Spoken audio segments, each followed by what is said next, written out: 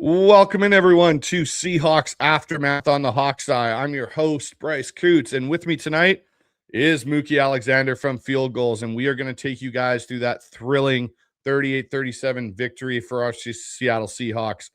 Mookie, I got to ask you, have you checked your pulse today? Is it lowered back down to like a reasonable level? I think so. I'm not sure if last night was just a big dream or what, because that was out of this world.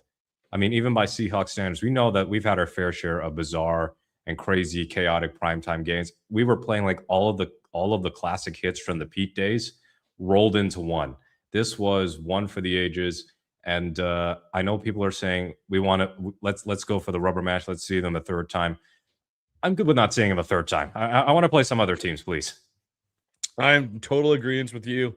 I said to a few people today, I was like, man, this has got me feeling like 2013 where we played the Niners and we lost in Santa Clara and then we won at home and it was just back and forth. And it was like, yeah, do we really have to see those guys again? And sure enough, we did in the NFC Championship game. And really, as we all know, that truly was the Super Bowl that year for us. And it kind of feels like it's going that way again. Like on the AFC, really, the Texans maybe and the Denver Broncos are the two teams, but I don't know if they're in the same realm because of their teams. I don't know are as complete. Now, I'll give the Texans credit. Their defense and the Broncos are phenomenal units, but it's something else with the offenses. But Mookie, tonight we'll cover everything from Sam Darnold to the defensive performance, how this team basically is able to survive and be so resilient and still believe in themselves, and a couple other things throughout, the course of this show. But before we get into that, and just a friendly reminder to all, if you haven't already, like, subscribe to the channel, go over and check out the work at Field Gulls as well, where both Mookie is the managing editor over there and I'm one of his staff members, and we write a bunch of things and we have other things that come up from other writers and contributors over there. So go check out Field Gulls. And if you haven't already, you're not really a true Seahawks fan at this point, but that's besides the point. With that all being said and taken care of, Mookie, let's get into the conversation right after this.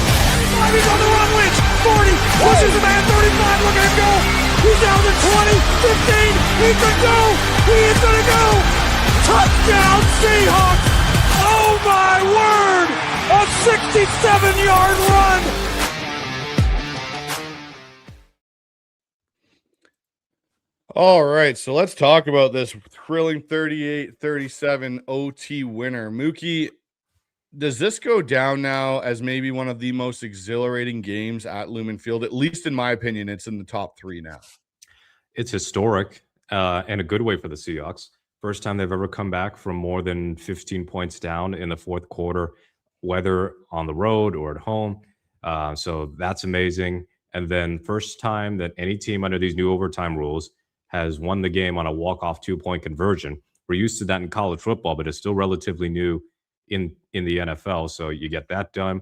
You win a shootout against a team that racked up almost 600 yards of offense, and you finally beat Matthew Stafford as the starting quarterback of the Rams. They've beaten the Rams 3 times over the last few years, but it was with John Wolford, Baker Mayfield, and Jimmy Garoppolo, a quarterback. And the Baker of the Rams was kind of just getting his career revived as opposed to being the starter that he is in Tampa Bay.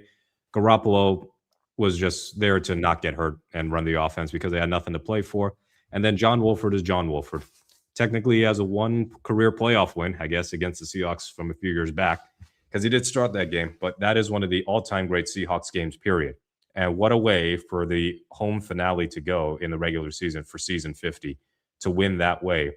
And the importance of it is you're on the cusp of getting at least one more home game in the playoffs, and you may finally get to have another playoff home game in front of fans. Hasn't happened in 9 years. So the job's not done, and we'll talk so much about it. But Thursday night football normally gets dragged, and it's like Thursday night football has been amazing this year with how many crazy games we've had, and the Seahawks have been part of 2 of them, blowing that lead against Arizona and still winning, and then coming back against the Rams and winning. And in both instances, they do it in a walk-off over division rivals. Yeah, and that's one thing I'll say is that game for me now rests in easily the top 3 Seahawk games I have witnessed in my lifetime of just utter chaos and the weirdest things possibly happening at some point or another that bounced Seattle's way, whether it was the Fail Mary way back when that we had go on, whether it was the NFC Championship game and all the crazy bounces that went that way to now this game, where we're talking about a ball going off a guy's helmet because it went backwards, and a player, I don't think Charbonnet knew what he was doing except, hey, I'm just going to pick up the ball because the play's over, turning into 2 points that ultimately were massive 2 points for the Seattle Seahawks. To me, that game had me going through the emotional roller coaster. I was in a watch party with the 12 Talk crew over from the other side of the pond there, and there were points I was ready to wring some necks with certain individuals that we will definitely talk about later on in the show. And then it was just the euphoria of actually seeing the Seahawks do something that I don't think they've done in a while. And that is truly prove that they can survive an onslaught going down 30-14, with 8 minutes left, being resilient enough to come back and not kind of just crater and be like, okay, we're done. Let's move on. Let's start thinking about next week, and we've seen that with this team before, to then believing like, hey, this is our time now. Like, we're going to go take it to the Rams and we're going to finish this thing off. Who cares that they scored on the first possession of overtime? We're going down the field. We're going to go score. And you know what? I'm just going to toot my own horn a little bit. On the syndicate, I did say Sam Darnold was going to lead us down the field for a game-winning touchdown drive. I know the score was off, but Sam ended up doing it anyways. And I think Sam's best career play occurred on that drive, and it wasn't the touchdown pass to JSN. It was that throw to Cooper Kupp. That layered throw to the out route with the pocket literally collapsing and driving that ball there, which we know it was windy. That to me is by far the Sam Darnold highlight play of his career at this current point. Yeah, that was I don't want to say narrative changing drive, because of course there's still the playoffs and there's something else to flip there, I'm sure, for any Darnold critics. But in terms of what it meant to him to conquer the Rams because of what happened in the Vikings playoff game last year, what happened in this game that we care more about, the first game a few weeks back, those first 3 quarters and change, it felt like, the Sam Darnold story was starting to take a turn for the worse among the fans. I saw some pretty ridiculous comments about wanting to see Jalen Milroe, who was inactive again, by the way. So no, you weren't going to see him, or putting in Drew Lock, which you want to really see Drew Lock against that defense? No, only if they're up 48-3. So for Darnold to have the fourth quarter he had after the second interception, that was big time for him. That was a humongous personal moment, I think it was for him, just to lead a game-winning drive. He's done it in back-to-back weeks, I know. The game-winning drive against the Colts, and now the game-winning drive against the Rams. But the game-winning drive against the Colts was basically one throw. I mean, one throw to Rashid Shaheed, and they were pretty close to field goal range, and then a shorter throw to Shaheed. 2 plays, done and dusted. This one against the Rams was much more fraught with danger. And he was able to just surgically pick apart a very good Rams defense. That touchdown to JSN was a dime of a throw. And it's only fitting that even the winning 2-point conversion was a throw middle of the field. We have been begging for this Seahawks offense to unlock the middle of the field, and hasn't really been a thing for a long time. I know Geno did it at kind of a moderate rate, but still not at a high rate. And we know the deal with Russell Wilson, all of his heroics and greatness. We know which area of the field he didn't like to attack consistently. There is something aesthetically pleasing about a quarterback who can attack the middle of the field at a high level. And Darnold was able to do that. And I agree. That Kupp throw, I think people will appreciate it more if you watch the all-22 angle, but from the formation side. So not even by the sideline camera shot, because, yeah, he took a licking there. And that throw was so accurate, pinpoint accurate. And it's also a great catch by Cooper Kupp, too, because without that, I would have said Cooper Kupp had one of his worst games as a Seahawk. And with it, that ended up being one of the biggest plays of the night. Yeah, obviously the fumble that Kupp did have, like that that was, I felt so bad for Cooper Kupp in that situation because he's so good after the catch with with the ball in his hands, and just put it in the wrong arm at the wrong time, and it was a good hit by the defender and the ball popped out. Like, it wasn't like he was fighting for extra yards with 3 guys on him and the ball popped out like we've seen other Seahawks receivers do. It was, he just tried to do a little bit too much. But yeah, no, his catch was phenomenal. And even the JSN one, what was it, 2 plays before that on the sideline there to convert, like that ball by Sam to JSN was, again, pinpoint accuracy. And that's the thing, when we talk about the resilient side of this, that's the thing that stood out to me was Sam's resilience the most, in the fact of he's thrown 2 interceptions. Everybody and their brother is ready to kick the guy out of town off of it, being like, that's it. Sam can't win the game. It's done. We're cooked.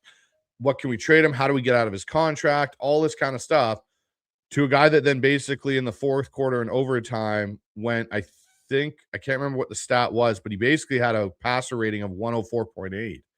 Like, he just all of a sudden became, yeah, I'm an elite quarterback again, like, and moved the ball up and down the field when we needed it. And I think there's things, again, we'll talk about it later on with Klint Kubiak, where he's got to do a better job of understanding Sam is not Joe Burrow. He is not Tom Brady.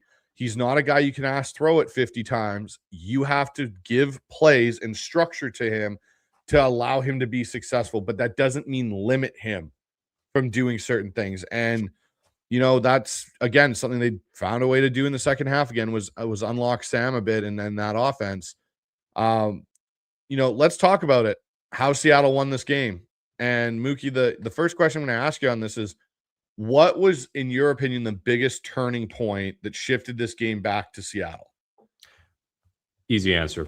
The Rashid Shaheed, well, first of all, the 3 and out that they forced after the interception, because it doesn't matter what Rashid Shaheed does if the Rams go on a 4-minute drive and then they're punting in midfield, even if they don't score. Giving up any points would have ended the game there, but to get a 3 and out and get an incomplete pass, I believe, on 3rd down, that preserves time. That was big because the defense hadn't forced a punt all evening. And then the first time they get the Rams to punt, Shaheed houses it. And I will say it right now because I said it on social media last night. Jay Harbaugh, after all of the criticisms we gave him last year, he, to me, is actually the assistant coach of the year on this Seahawks staff, because the way that this special teams unit has performed has been elite pretty much from opening day. And they have 4 special teams touchdowns now in the year. They've got 2 returns from Shaheed, a kick return and a punt return, a punt return touchdown from Torrey Horton.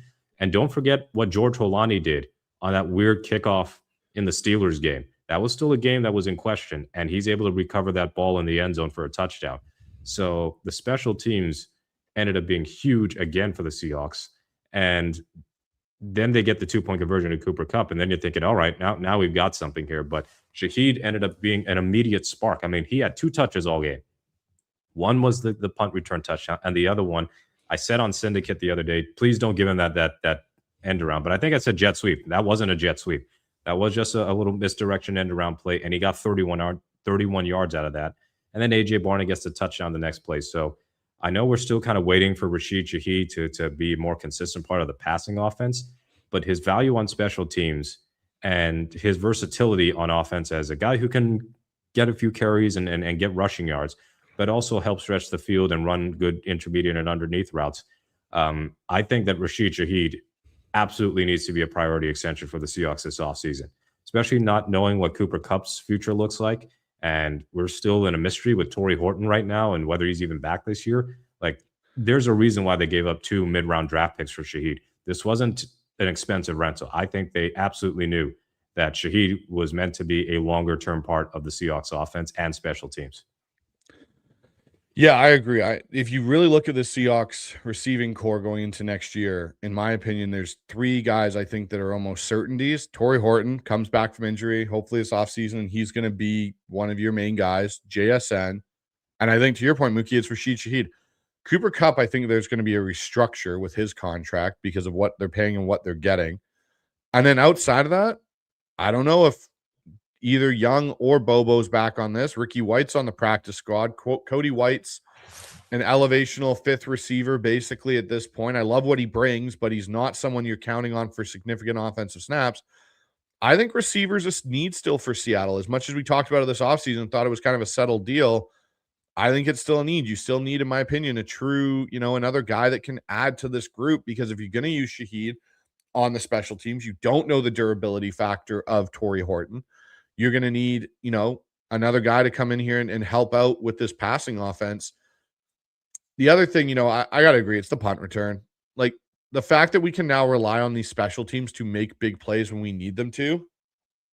And, that's where I look at it and I go, that's been kind of, in some respects, the difference in these two games. The punt by the Rams in game one, outside of Sam's interceptions, really pushed the Seahawks into a almost impossible drive to get into field goal range. Like, they got within, close enough that Myers could at least attempt something at 60 yards. But that punt was absolutely unreal in the first game, to now the punt return in this game that completely flipped this game on its head in a way, and, really allowed Seattle to get back into this and change it. And so, I'll ask you this, Mookie. Did the Seahawks win this game with their execution, their mentality, or a bit of both?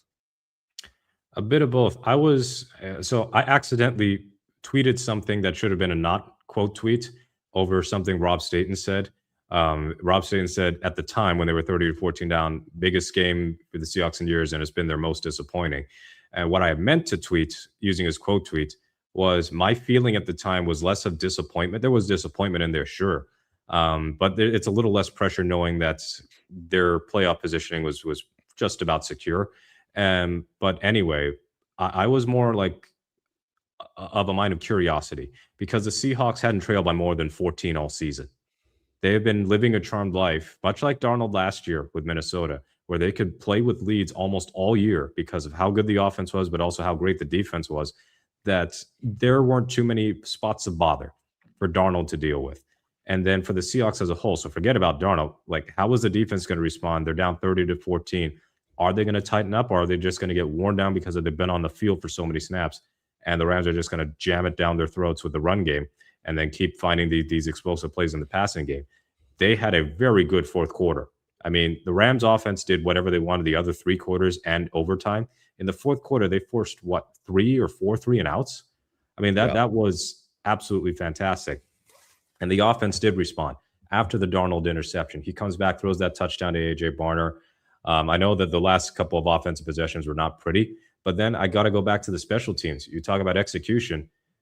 After the punt return touchdown, Ethan Evans, the hero of the first meeting, completely shanks the next punt. He goes all of 30-something yards, so Seattle gets a short field. They have been dealing with so many punts being pinned inside the 10-yard line or the 20-yard line that basically the field position game is being lost. They win the field position battle this time. They get a short field. They get a touchdown. And then it can't be, to me, I think an underrated play of this game, after the 3-and-out in the 2-minute warning by Seattle, Darnold took the sack, and then his pass to Barner got batted down. Michael Dixon uncorks a beaut of a punt, and the Rams have to start at their own 11. And that's the big difference between them being in field goal range for the win and stalling out after that big catch by Puka Nacua somewhere around midfield. So Seattle's special teams executed better than the Rams. I mentioned the punt return touchdown. I mentioned the shank punt by Ethan Evans. Then their kicker misses a field goal that would have given them the lead and maybe the win. He hadn't missed all season. Picks a bad time to miss right there. Jason Myers was not called upon. He kicked 6, go figure, he kicked 6 field goals on Sunday. He kicks none on Thursday. And then all the 3 of the 5 touchdowns, they go for 2, but whatever. Was there good fortune? Absolutely. I can think of one play that was good fortune for the Seahawks, but they executed at the right time when their backs were against the wall. So my fears that the Seahawks were not a team built to play from behind, I think they've been eased quite a bit because of this game, and also the fact that they were down for most of the Colts game too. I know it's a much easier game, quote unquote, because that was Rivers playing, but when you're doing it against one of the best teams in the league, that means that you can win ugly like you did on Sunday, and you can dig deep to win a game that, frankly, this team is not necessarily comfortable winning, this type of shootout football game. And that speaks well to not just the coaching staff, but also the players, and as we kind of mentioned earlier, the resolve of the Seahawks team. It is that I don't want to use it because I want to leave that with him, but it is kind of that always compete mentality from when they were actually competing under Carroll. Yeah, the thing that for me with this team is, Pete always used to obviously have his mantra. You can't win the game in the first quarter, you can't win the game in the second, the third, so on and so forth. The fourth quarter is when you can win a football game. What I like about Mike, though, is that does apply, but also if we can get this job done earlier, we can. But the thing with this team is you listen to Ernest Jones post game and the way he talks about how the Rams were basically like acting like the game was over and they had won it and they were chirping so much. And he's like, he even said, I think it was on the Shannon Sharp and Chad Ochocinco show. He's like, that's the most I've ever heard that team talk. Like, he's like, they aren't known to be talkers. And he goes, we knew that game wasn't over. They wanted to act like it was over. We're going to strap up and play to that final whistle. And that's something I'm so impressed that Mike has been able to instill in this group, is that true never say die attitude and that belief that, you know what, like, yeah, there's 8 minutes left and we're down 2 scores. We can still do this. Like, we'll do it any way that we can. And that's for me where I look at it, and go, this is the change in the mindset a little bit from what we had seen to the later years of Pete, where Pete was still trying to push that narrative, but it wasn't really showing up, to where Mike is now getting that narrative out of this team. And so if we're going to talk about resilience and we're going to talk about belief, I think we got to talk about this man, and that is Sam Darnold. Calm in the chaos. And, I look at Sam in this, and I think, you're going to see, you'll still see some of the narrative from everybody that Sam can't win it. Sam can't do this. Sam threw 2 picks. There's a whole bunch of things. But I've seen more guys that have played quarterback in the NFL that are now retired, that are now analysts, come out and say, you'd rather have a quarterback that isn't afraid to rip it and let it go and just have a memory of a goldfish, as Dan Viens would say, or Ted Lasso would say, a memory of a goldfish, and just, keep going. And that's the one thing I love about Sam, is he throws 2 interceptions at 2 horrible times. Let's be honest, they weren't great. But he doesn't go in the tank. You don't see him grab his helmet. You don't see him smash it on the ground. He just kind of, okay, cool. Like, let's move to the next drive, next play. Like, we're good. We're going to go. And that's something where elite quarterbacks have that mentality. And I know some people won't want to say Sam's elite. I'm not saying Sam's elite, but that is an elite quarterback characteristic of being able to just move on to the next play and start being able to produce. And man, like, I don't know what else you can ask of a guy in the fourth quarter of the game to do and bring his team back the way Sam did after that punt return. Yeah, it's kind of what we loved about Russ and his best, right? Where, think about the NFC Championship game against Green Bay, and you're down 12 in large part because of Russ not playing well, but you still had that belief. He leads the game-winning or the go-ahead touchdown drive, and then the game-winning touchdown in overtime. How many times have we seen Wilson not play at his best or be part of the reason they're down? And then when it comes to clutch time, he has a critical turnover. Well, he bounces back. And he's always got that positivity, almost to the point where it's obnoxious. And very often he was able to rescue the cause at the end. So with Sam, to me, all the very good quarterbacks and the top quarterbacks, they kind of have that, as you said, the memory of a goldfish. And Darnold having a little bit of that gunslinger mentality means I think that he's always going to be somebody who's generally prone to interceptions. But I'm fine with that to a degree, as long as he's producing with touchdowns and other things that involve scoring points. So like Jameis Winston having a 30 touchdown, 30 interception season sucks, because that is, I mean, I can't get around 30 interceptions. I mean, you got to be throwing 50 for the 30 to be a good thing. So in a way, Darnold has a little bit of Favre in him. I've seen that comparison on field goals, seen it, and I've actually discussed it with some past field goal staff, where he has an undying belief in his arm. And I know there were times it felt like his confidence maybe was getting a little bit rattled. And certainly even through this game, in between the 2 interceptions, some of his throws were a little bit shaky in terms of accuracy. But when overtime started and they were down 7, this was his big moment. This was his signature drive as a Seahawks quarterback. And he delivered. I mean, he had 1 incomplete pass, which was, I don't even remember what, it might have just been a throwaway. But everything else, he just played within the structure of the offense. He did not get greedy. I mean, there have been some plays where, yes, Darnold got greedy in the Falcons game, for example. You could have checked it down to Walker. You could have scrambled. He ended up throwing a covered pass, a pass to a well-covered Arroyo, get picked off. Against the Rams, he took what the defense gave him, and he also, the riskiest pass he probably threw was the Cooper Kupp one, and it wasn't that risky. It was never close to getting picked. It was an absolute pinpoint accurate pass, as I said earlier. So Darnold, I think, probably quieted a lot of critics, including from Seahawks fans, in terms of how he bounced back. I know there are still some valid concerns about how he and Klint Kubiak handle teams that like to disguise their coverage post-snap, because that has been a consistent thing. Teams are doing that more often. Mina Kimes mentioned it either on Twitter or maybe even on her podcast, that the Rams game is the first one that has been kind of the turning point for how teams are playing the pass defense or playing defense differently against Darnold. So it's up to both of them to figure that out. But I think the onus is actually more on Kubiak than Darnold to come up with a more cohesive plan against teams that are going to show something different after the snap. But still, kudos to Sam. I don't know. I don't know how you can't be happy for him. Like, we can debate to win the big game. Can he do this? Can he do that another time? He won you a big game. He got the game-winning touchdown pass, and he got the game-winning two-point conversion. You want to talk about pure progression read? I think JSN might have been the first read on that two-pointer to Saubert. I think the second read was Barner. I haven't watched the all 22 back. So on that. You're kind of there. It was Kupp running the speed out to JSN to Barner, and then Saubert was your hot check. So he was fourth in that progression. Yes, so he got a full field read essentially, because I think the fifth read would have been Charbonnet on the other side, and he stayed calm in the pocket. There were times in this game where I know the offensive line wasn't great with some of the pass pro, and certainly Gray Zabel did not have his best game, but there were times where Darnold was kind of bailing from clean pockets and being a little fidgety. But in that overtime drive, he was calm, and that's what you want out of your quarterback. So I think that Darnold's, by far, this was his biggest moment as a Seahawks. And honestly, it might be the biggest moment of his NFL career, because now they're close to winning the division. It may still come down to game 272, and we'll talk about that later. It may still come down to the final game of the regular season against the 49ers. But to have that type of win, knowing how last season ended, I think that means a world of confidence for Sam Darnold as far as how this season can be different than its previous season in Minnesota.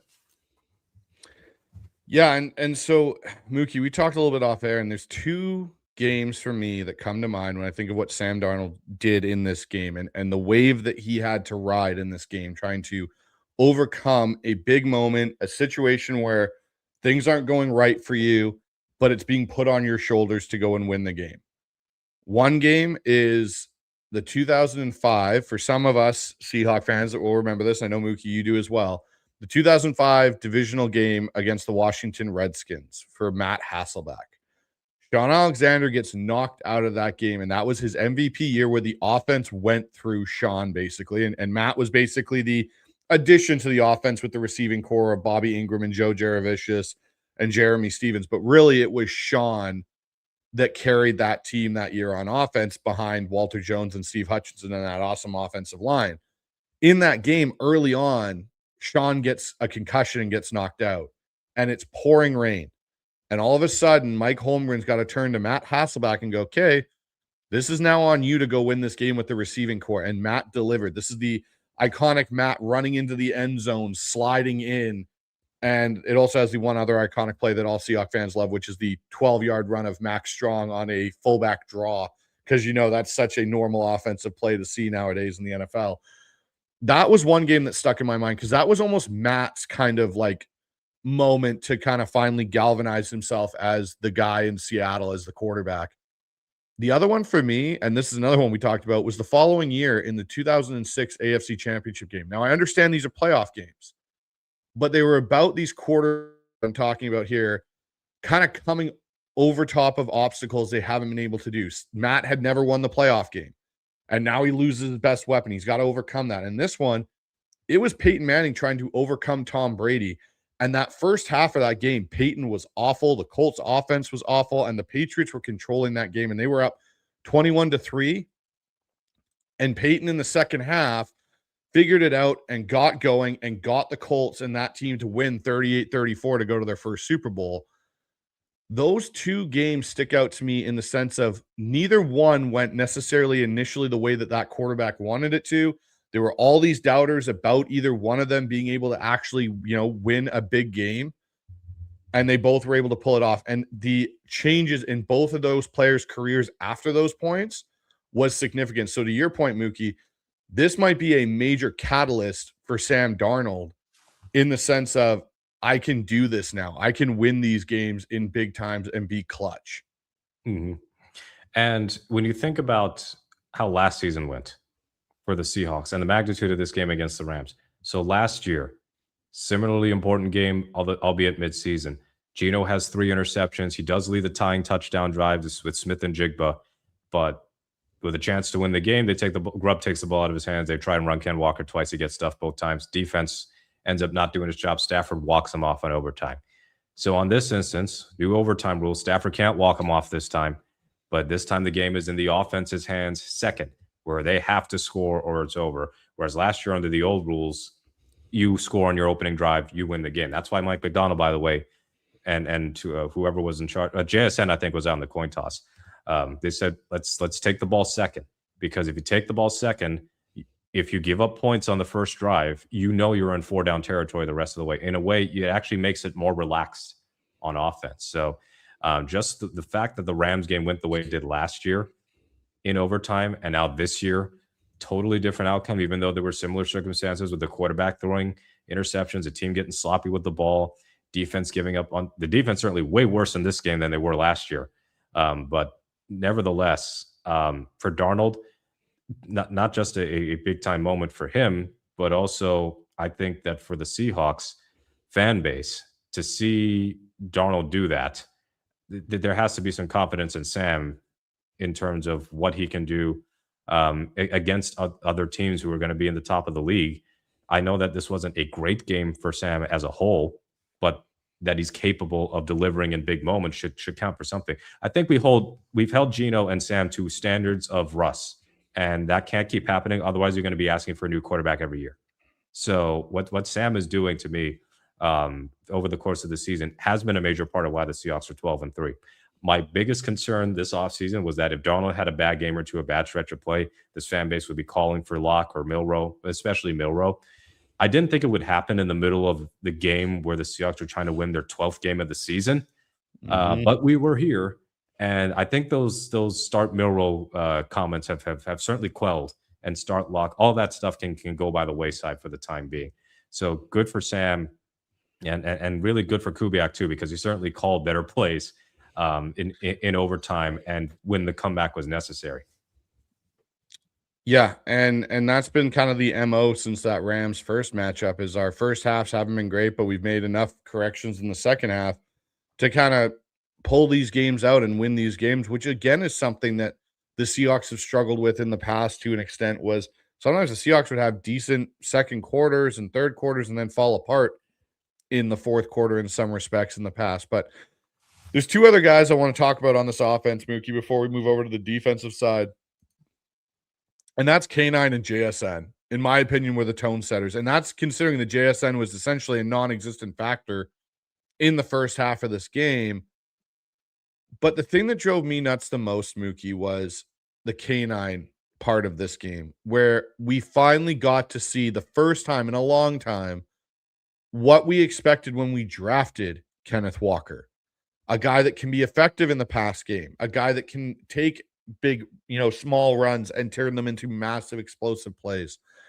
And the thing that drove me absolutely nuts is this damn running back rotation that we keep doing. And I understand the appeal inside the 5-yard line of going to Charbonnet because he can thump it in there, and I get that.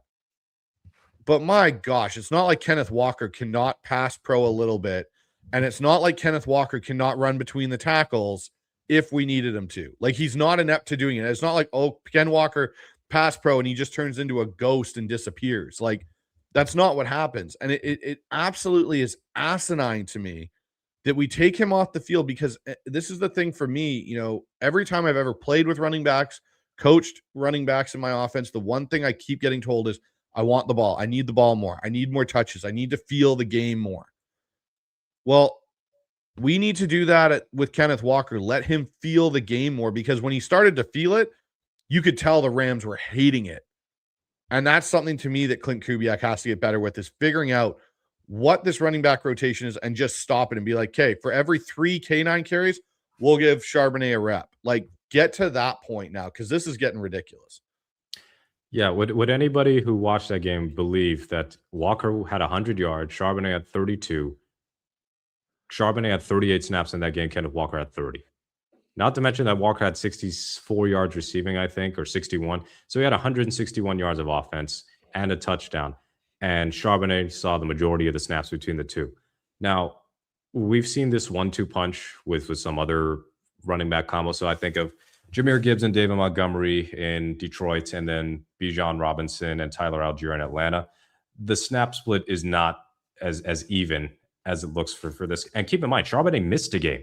So imagine what would have happened had Charbonnet actually played every game this year. So to me, Kubiak's got to do a better job of feeling out who's the hot hand in the committee. Like, you can't just get, you can't just arbitrarily decide, all right, now it's Charbonnet's time, now it's Walker's time. Now, like, you got to cut that out. This was one of those games where Walker was a hot hand. He should have been, to me, an every down back, or at least getting way more carries than he actually got, way more touches, way more snaps. There are some weeks, like say the Falcons game, where probably Charbonnet should have been getting more carries, and you got to roll with that. You got to feel that better. Kenneth Walker was amazing in this game. This was one of his best games of his career. 100 yards against that defense is not easy to do. And a little fun fact that I put on the Field Goals Twitter that maybe not everybody saw, that 55-yard touchdown run, that was the longest play that the Seahawks have had on offense against Sean McVay, period. And for Walker, that's his longest run since his rookie year. He had a 64-yard touchdown catch, check down, and it turned into a touchdown against Washington. But in terms of an actual run play, I think it's been like 30 yards here, 35 yards. Would his last run play, Mookie, be the toss versus the Chargers? Yeah, his biggest one would be that toss play against the Chargers, and a game that they basically had locked up, but that was the dagger. And it was good to see Walker, because I questioned, like, is Walker losing a tiny bit of that burst and speed that made it so special? Those Rams safeties, they weren't able to keep up with him. The DBs were just, they were chasing, and they never really got close. So it was good to see Walker finally, with a lot of room, what he can do in the open field.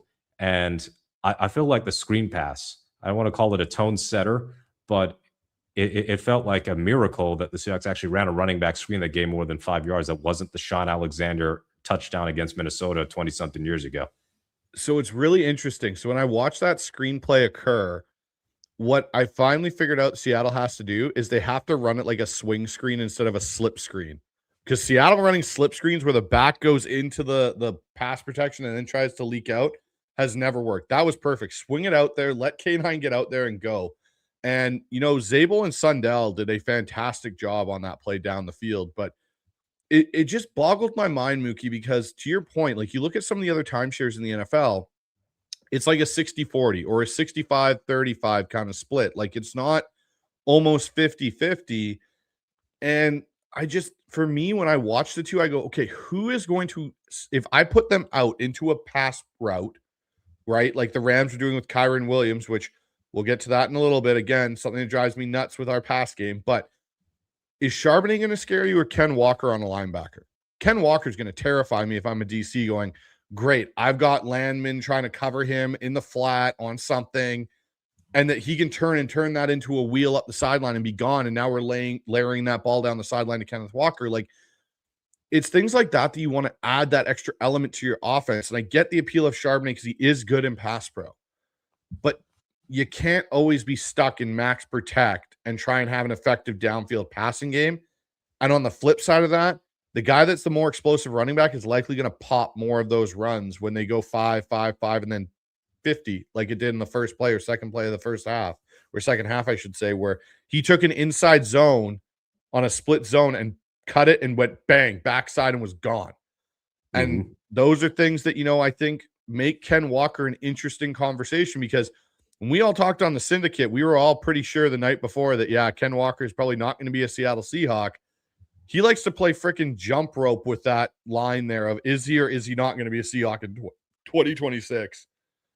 Yeah, another key play to me, a play I love from Walker, even though it was a bad play, was the chase down of John Wallace, I think was his name. Whoever the Rams DB was who picked off Darnold. It wasn't quite the DK on Buda Baker play, but that chase down to get Wallace down at the 1 yard line, Josh Wallace, I think, not John Wallace. That was great effort, great hustle, and I don't ever want to see Walker's effort question. But in terms of an actual regular carry, a touch that he had, that 3rd and 16 conversion, even though the Seahawks fumbled the ball away later on in the drive, that was a significant play because that's the difference between, okay, the Rams get it back, but with not a lot of time left, and then they just run out the half versus 3rd and 16. I really did not like that they just gave up on the drive, but Kenneth Walker wasn't giving up. And if you watch that play, that is not a well blocked play. You got 3 offensive linemen downfield blocking 0 people, and Walker broke 2 tackles and was able to just maneuver his way around his teammates to get a first down. That was a low-key big play because what happens? 2-minute warning, you punt it back. The Rams are in a 2-minute drill with more time on the clock, all their timeouts. They might score again before halftime. So in a way, he might have saved at least 3 points by converting on a give-up play. So they need to use Walker, I think, more effectively, more in the passing game on routes. Like he ran a little angle route, I think, right before the second interception, and they ran that same play against the Commanders, I swear, in the Sunday night game. He can do those things. He ran that wheel against the Falcons last year that turned into a touchdown. So there are ways to use Walker in space better and make him more of a threat. So I'm not saying don't give Charbonnet any carries. Like I said, if there's some games where Walker's struggling and Charbonnet's the more effective back, then play him. But when it's clear that one guy is doing way better than the other, then treat it like that. We don't have to pretend they're equals. And all this talk about the injuries, Walker's barely been on the injury report all season. I know Greg Bell was on this show specifically talking about, they're managing a foot injury or the ankle injury that he suffered last year. Well, he's played in every game this year. There are only 2 games left in the regular season. So I hope that this is not a case of they don't think he can carry the ball 20 times. Sometimes running backs just get hurt at random. That's how football works. So I think that Walker should be a guy who should be getting 20 touches a game as long as he's efficient with them. And I think that creates more explosive pathways for the Seahawks to move the ball on offense so that they're not as reliant on Smith and Jigba in the passing game. Yeah, and that's the thing for me. Like when I look at some of the best timeshares or teams that had good running back duos, there was always a lead back to that group. I don't know if you can say that here. Like if you go back and you look at, even if we go back and look at Marshawn and Turbo contributed to that Seahawks running attack back then, but he was never a main factor. It was like, okay, Marshawn's going and Marshawn needs a break. Now we're putting the other guy in for, half a drive or whatever because he needs that break. And you can go further back to you look at like Sean and Mo Morris back in the day for Seattle. And you can look at a whole bunch of other ones, Deuce McAllister and Reggie Bush. Deuce still got most of those carries in those early Saint days with Sean Payton, and they sprinkled the Reggie Bush factor into it. And so that's for me, like to your point, if you've got a guy that's riding a hot hand, keep giving it to the hot hand in this game. Cause I got a feeling Ken could have gone for 150 in this game. I really do. Because the Rams were struggling to contain him in a lot of ways. So now let's flip and talk about, I think, the team MVP. I don't think that's, something that we can really have a discussion on, Mookie, here. I think I'm going to say it right now, and it might be a little premature, Mookie, so feel free to call me on it. JSN is going to go down as the greatest Seahawks receiver of all time. I don't think he's too far away. I mean, he's got 370-something catches in 3 seasons. And he's now the single season leader in receptions. He was tied with Lockett last year with 100, and now he's got 104 with room to spare. So that's out of the way. Calvin Johnson's record, that's not going to happen. Like he would have to get like 330 over the last 2 weeks, and that would be pretty hard to do. So fine. I just hope he can keep his lead over Puka Nacua in the receiving yards race in terms of this year. And the touchdowns are starting to come because he wasn't getting a ton of touchdowns the first 2 seasons, and now he's getting them. No targets in the first half, no catches. That pass to him, the 1 target in the first half. It's a good thing Sam put enough on that ball because that was a pick 6 waiting to happen, and they were sitting on that the whole way. And Smith and Jigba got out positioned essentially by Emmanuel Forbes. But the second half, you see what he does. I like the play, and Kubiak's done this before, where they actually line them up in the backfield and see if they can find a mismatch. And over the middle, they get out of a 2nd and 16 jam and get 20 yards. That touchdown, I mean, his body control, we don't talk enough about his body control along the sidelines or along the back of the end zone, because that catch, as you mentioned, in overtime, that was a damn good catch to keep both feet in and then tightrope the back line of the end zone on the score. I mean, to me, that is like a Super Baldwin and a Super Tyler Lockett, rolled into one. His hands are great. He's allowed one drop every once in a while, which is what happened in the Colts game. But his route running, pristine. His hands, excellent. His ability to get yards after catch, something that we've been crying for in this offense, and he's become as good as advertised on that front. So Smith and Jigba was once again the man for the Seahawks passing game. And it has been a privilege to watch him go to work like this and to watch him progress so remarkably. I mean, the first year he was just kind of like bubble screen boy. And then the second year he gets to be more part of the offense, but still not hitting a lot of big plays in terms of these 50, 60-yard bombs we've seen this season. And then this season, he's giving you everything that you want. You wanted to take short passes and make them big plays, or wanted to get easy yards for 5, 6 here and there, sure. Wanted to get intermediate throws in the middle of the field, sure. You wanted to be a deep threat, something he wasn't known for at Ohio State, maybe in part because he had other guys who were also really good at that with Olave and Garrett Wilson. He can do that too. So JSN is on pace to be the greatest Seahawks receiver of all time and a surefire Hall of Famer, because if he's the greatest Seahawks receiver of all time and Steve Largent is one of the greatest receivers ever and in the Pro Football Hall of Fame, take a wild guess as to where JSN's future could be down the line. It's going to be in Canton at this rate. I will say this too. Right now, in my opinion, he is the most complete receiver we've ever had in Seattle. I think that's fair. I mean, to me, he's certainly better than Metcalf ever was, and Metcalf was very productive in his time in Seattle. Tyler Lockett was great at his best, and certainly he had that special teams element too.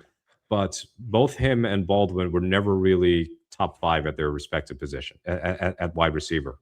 So thanks, Dan. Seahawks legend Jerry Rice and Rasher. I know. How can we forget? I saw that and I had to throw that in the chat right now. That's right. The best receiver to ever wear number 80 for the Seahawks. But yeah, JSN is the total package, man. It is so awesome to see him play like this.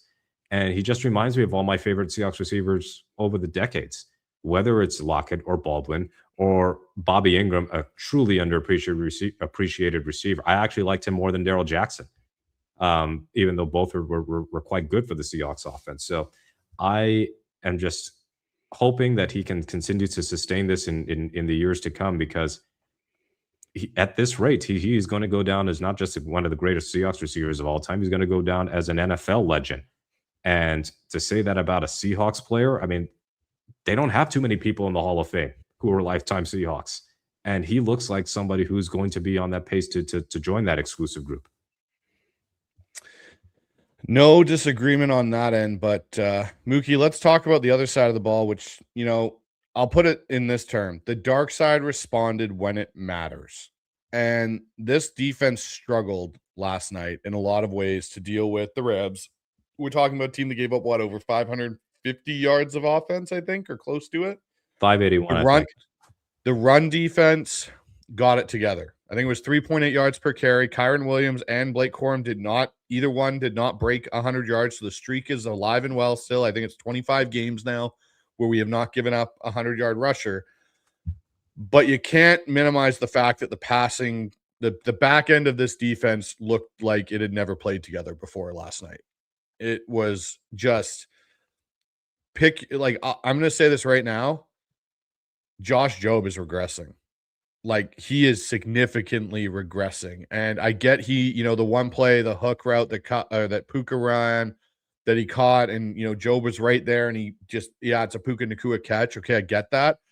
But Stafford missed Nacua on a open touchdown that Jobe had his feet caught tangled and basically almost was nowhere to be found. And he was picked on most of the night. They had that weird one where in the replay, you can see Stafford. I know who he threw it to. I think it was Allen. He threw it to upfield, and Mafe was in the flat.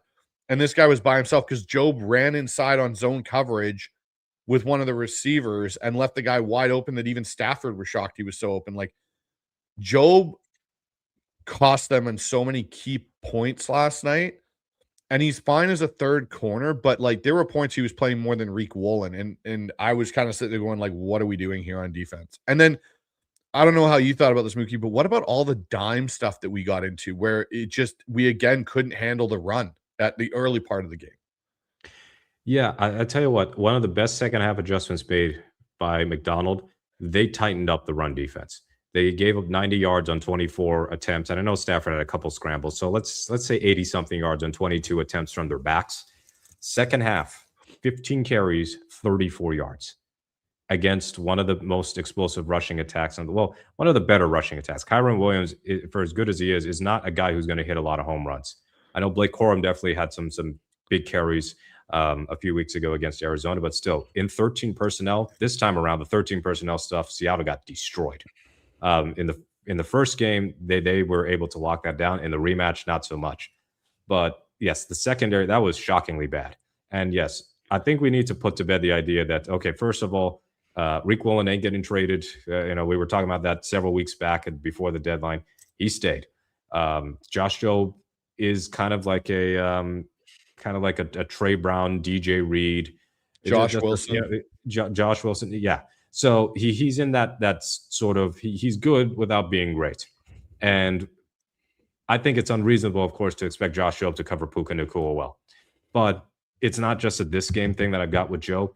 It's him getting beat down the sideline by Darnell Mooney a couple weeks ago, and only because Mooney stepped out of bounds marginally that wasn't a touchdown. It was a couple of plays in the Colts game, like the Josh Downs play. He was beaten, and Phillip Rivers and Downs were not on the same page. Of course, those two never played with each other, so there's no chemistry there.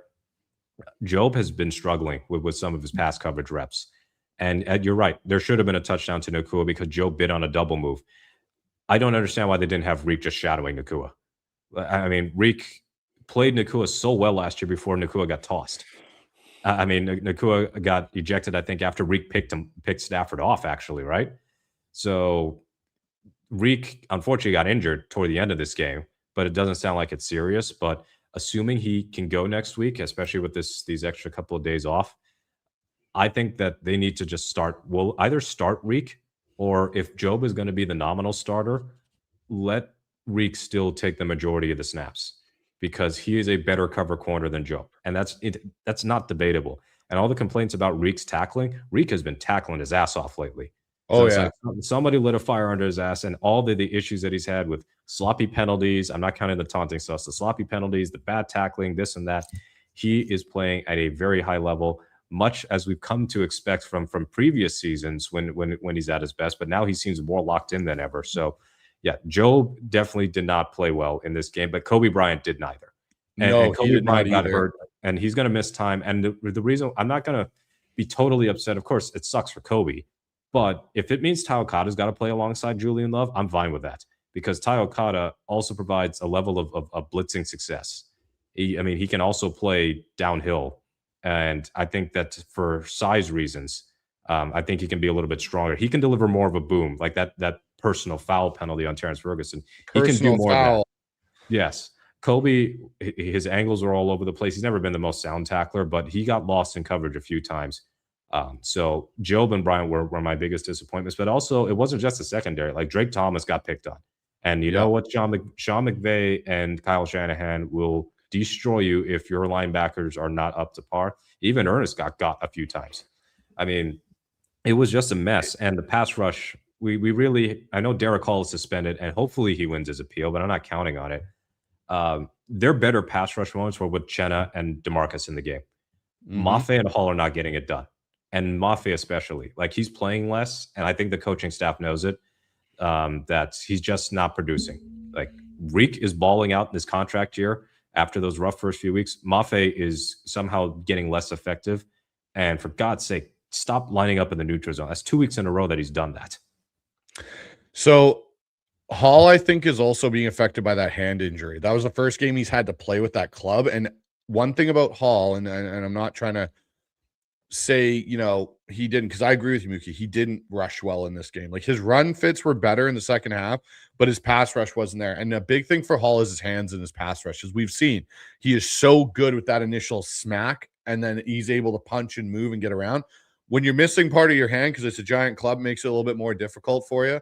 It'll be interesting to see if he does win his appeal, because I know he's now doing that, obviously. And I saw your video that you got put out. Adam Schefter put out another version of it. Like, it doesn't look malicious from a certain angle, and then other angles it does, because you see how his head's pointed and stuff. It'll be interesting, because I think that's what Dotson got injured on, was that step. I'm pretty sure is what actually caused his injury that knocked him out of the game. Because he got rolled up on by his teammate at the same time. Yes. So I don't know the extent of Dotson's injury, but he left the game and it carted off. So like that's it. They never said intentional step. No. In the NFL's ruling, they said it was unnecessary. So if they're going to be on that language, then it's possible Hall's suspension just gets upheld. It's certainly not a good look for Hall on the surface, especially since there was some pushing and shoving immediately afterward. So hopefully that gets resolved in a positive way, and the Cheat Hawks are back and he can play in Carolina next week. But yes, this pass rush, they do not have a standout edge rusher. And that's why we heard, and other people in small Seahawks circles heard, they were pushing hard to get a game-changing edge rusher this offseason, and even at the trade deadline. Derek Hall, I think, has been playing better than the 1 sack suggests. Mafe has been playing pretty much exactly to a sack level. But Uchenna Nwosu, he has been the best pass rusher, the pure edge for the Seahawks throughout the season. And he deserves more respect for what he's done and what he's overcome, given the injury issues over the last 2 years. As the game progressed, they went from not pressuring Stafford through 3 quarters despite a high blitz rate to pressuring Stafford more, to blitzing less often, but more strategically, and getting home with 4. And the guys who were winning their matchups, who were at least getting into Stafford's face the most effectively, were Murphy, Leonard Williams, DeMarcus Lawrence, and Uchenna Nwosu. Right now, that might actually be your best front 4. And I think that they should be, I mean, Murphy and Williams already play a ton of snaps, but Uchenna and Lawrence, based on the way the snap counts went, they should actually be getting the bulk of the snaps over Mafe and Hall at this point. Yeah, I have no disagreement with anything, Mookie, there with the edge group. Like, it's Lawrence and Nwosu that are your best rushers consistently, and also in some respects your best edge setters too. I think it'll be interesting to see what the Seahawks do with that position in the offseason, because they definitely need to add to it and add effective players to it that can come in and actually contribute. I'm not saying come in and get 10 sacks. If you can't get the star edge rusher, then you need to find ways to produce more sacks in the aggregate and pressure from your edge group. Drake Thomas was an interesting one for me, because what I thought was Drake actually did okay in coverage. He was in the right spots. I mean, it was Drake in the run game where McVay really got an upper hand, I think, on McDonald in some of the ways that the Rams are so good now at being a multiplicity run offense. And what I mean by that is, you look at this offense and where it's come from, and we're looking at it from our own perspective with Klint Kubiak. It's all about the zone. Shanahan and everything, it's the zone. But about, I think it was 2-3 years ago, McVay made a change and started running more gap power stuff, and they went with bigger alignment. And now they found a mesh point of guys that can do the gap power, but also run the zone. And it allows McVay really to play to what the defense is not good against. And Seattle is great against zone-style teams because of their fast ability to get laterally across the field, east and west, and just fly to the ball. But they're a little undersized at certain points when you run right at them. And that's, again, what the Rams were able to do. There were a couple times where they pulled their guard and pulled their center and just sealed in Drake Thomas, and he couldn't do anything because he's not a big linebacker. And that's going to be something Kyle Shanahan is going to try and do in 2 weeks versus us. And it's a thing that if we see these Rams again, they're probably going to hammer. And this is the one thing I'll say I think McVay screwed up in again in this game, is he went away from the run game in some aspects in the second half, where he could have used it more to his advantage, and they got a little pass happy and had those 3 and outs occur because of it. And that's something that, will be interesting to see how it goes moving forward for that in, potential rematches with those teams. The one thing for me in this game, though, is talk about Ty Okada and Kobe Bryant. Like, I think there's an argument to be made that, Kobe's potentially played himself out of a contract in Seattle, even though he, had a rough game last night. I think he is going to get paid quite well in the open market. I'm okay with Ty Okada running with Julian Love next year if that's what happens, or the rest of this season if that's what happens, because I think Ty's a better athlete than Kobe. And we've seen that at points throughout this. He flies around and he's also a very smart player. Like, you listen to how Mike McDonald talks about Ty Okada and how smart he is. Two of his favorite players on that defense are Drake Thomas and Ty Okada. So it'll be interesting to see if, now that we know Ty's probably going to play there, does D'Anthony Bell get reactivated to the active roster? Because isn't he out of elevations? He's got one left. Okay. But, that's something you wonder is like, okay, are they going to now bring D'Anthony Bell back up to the active roster? Yeah, it's possible. Yeah, the thing about Thomas and this run defense in general, they were getting pushed around in the first half. And one of my slight worries with this run defense in the last 3 games, so Atlanta, Indy, and this one, is they're not getting gashed with huge explosives, but they are getting dinked, the run game equivalent of the dink and dunk, where they're giving up 5 yards here, 7 yards here. The Rams didn't have a run longer than 9 yards the whole game. But it felt demoralizing watching them get successful runs so often in the first half. They were on almost like a 60% clip of their running plays being analytically, statistically successful. Either they're getting a first down or they're getting an X percentage of the yards needed to get a first down on an early down. And in the second half, things tightened up. The thing is, Thomas is really good at shooting through gaps. When there's space, the Rams are not giving him that. And if he's not getting that, then he's going to get washed out of place.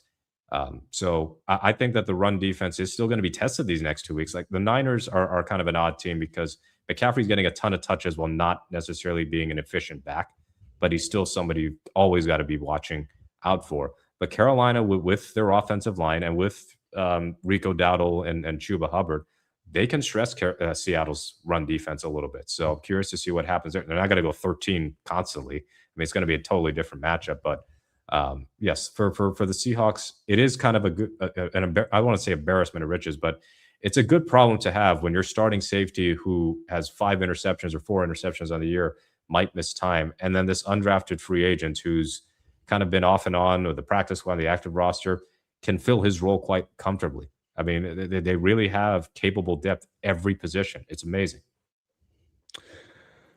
All right, Mookie, time to discuss the topic that drives me nuts. And that is Klint Kubiak's play calling. And when execution had to carry this offense more than his play calling. There is such a early down predictability with this unit right now that teams know, and Shula especially knows.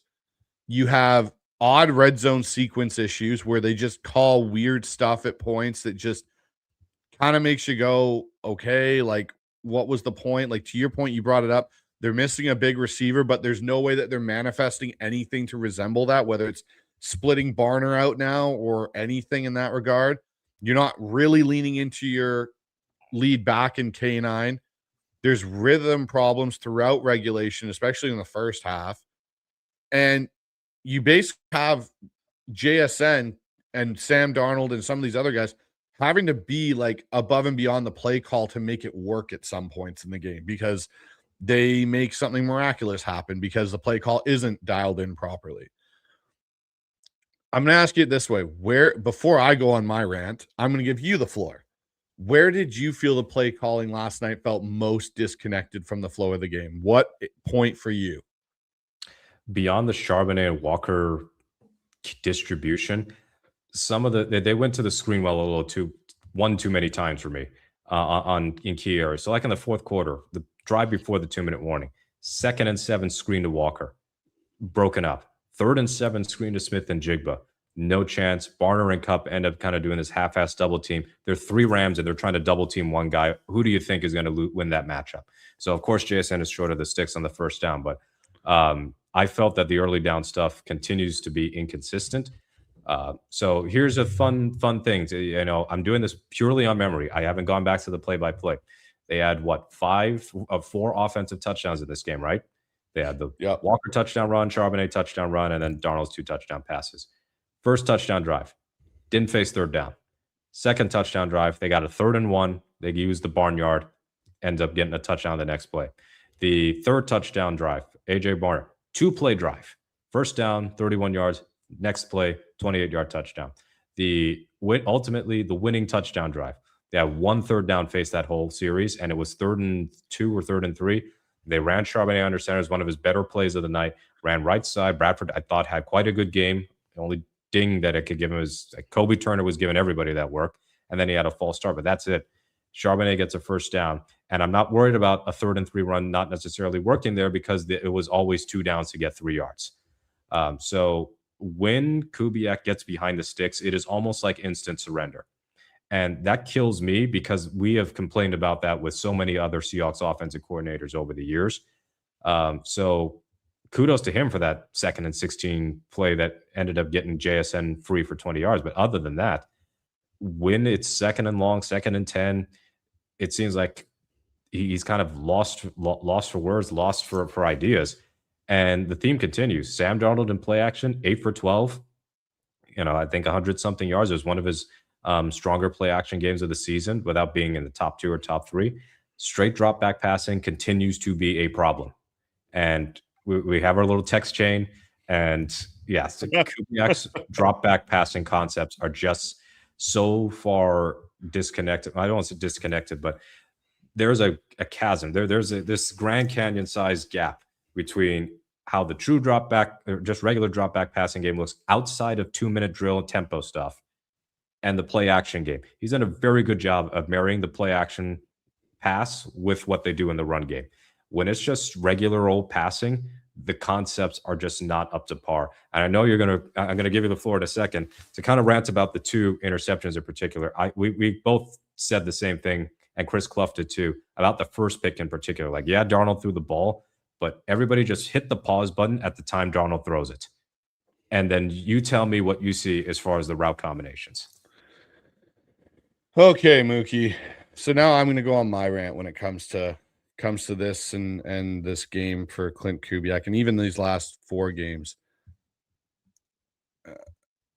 I don't see a guy that can elevate plays. I see a guy that can take what he's been given and learned from Shanahan and his dad, but he can't elevate on any of it right now. And I think that's his biggest evolution that has to transpire. I was in the 12 Talk Pod watch party and was literally losing my mind. I look at the fact the Rams knew what we were going to do tendency-wise on 2 third downs that turned into interceptions, that their DBs basically squatted in, and that a defensive coach felt comfortable enough to drop his D tackle on the goal line area into a window. Like, you got to remember, Turner is for Sam, as he's looking at, Kobe Turner is lined up as the A gap, or I think he might have been even in the B gap, defensive tackle 3 tech.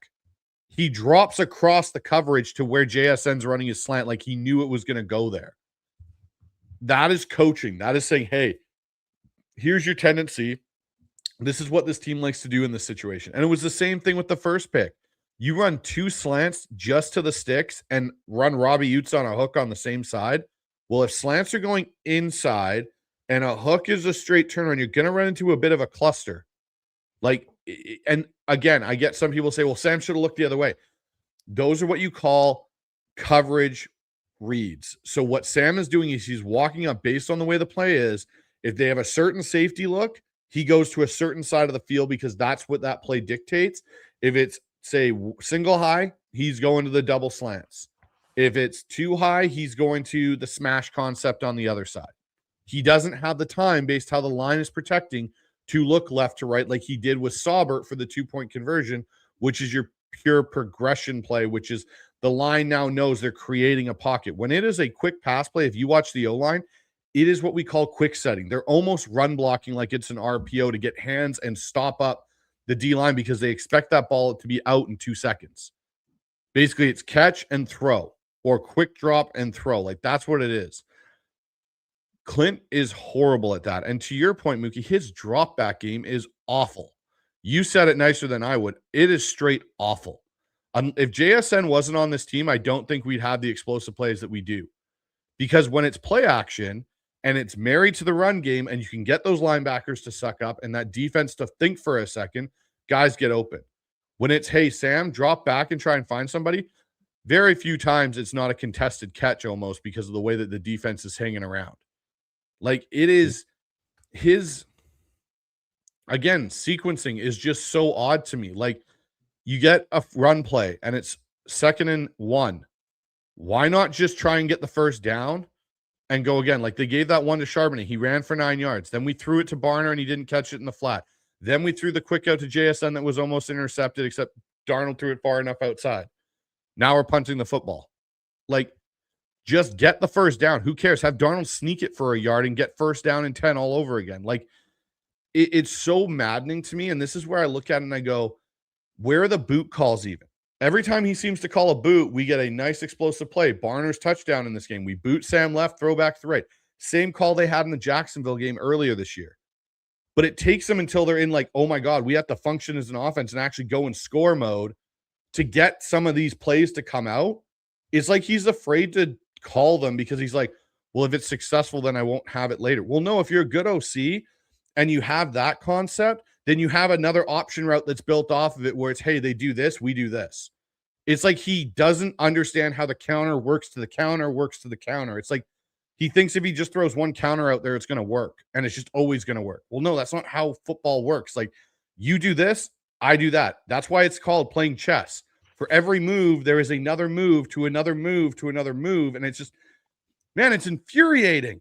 It's absolutely infuriating when you look at the talent we have and the team that we just are like Mickey Mouse's red little car that can barely make it up the hill. Yes.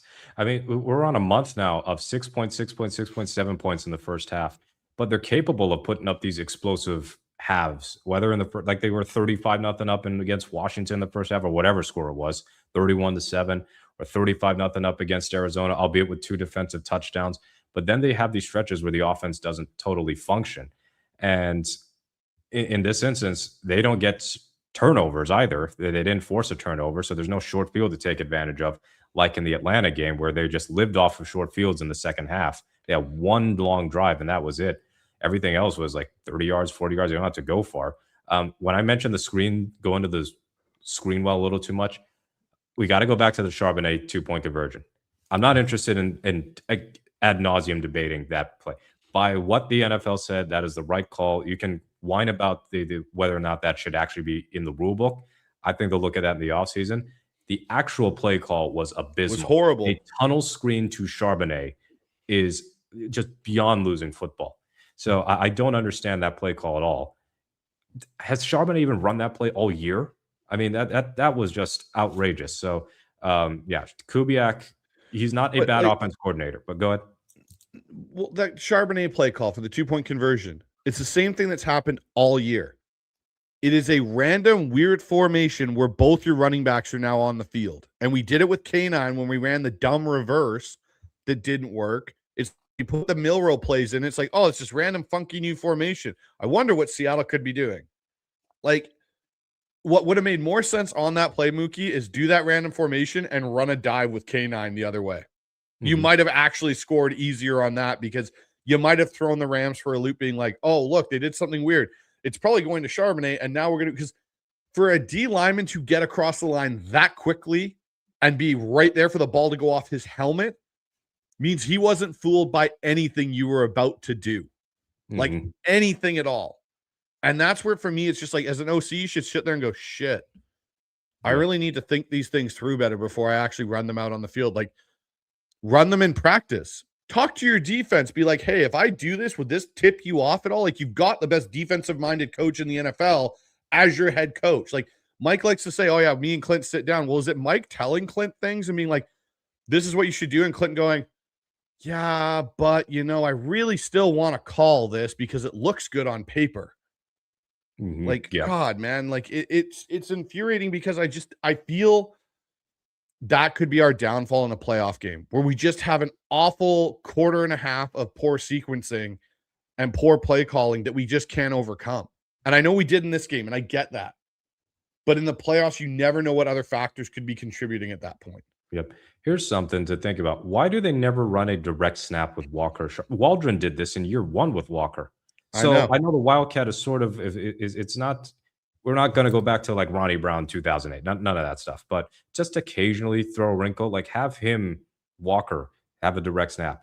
And you can line up Darnold out wide or whatever. It takes a defender away. Like that's something that they could also explore in short yardage. And I think it could work pretty well. And Sean Scotchman in the comment section says, some of this is also player execution. I agree. Although, of course, some of Kubiak's got to make sure that they're well coached in that sense. But Barner has been a very good receiving tight end this year.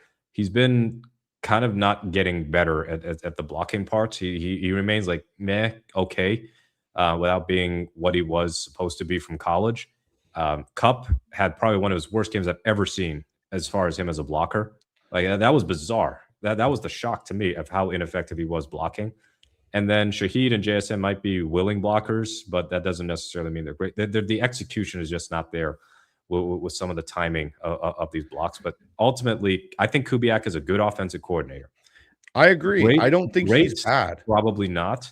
And also, he might be somebody whom a very good defensive mind, like a Mike McDonald, I guess, could kind of make his house of cards collapse with one easy trick.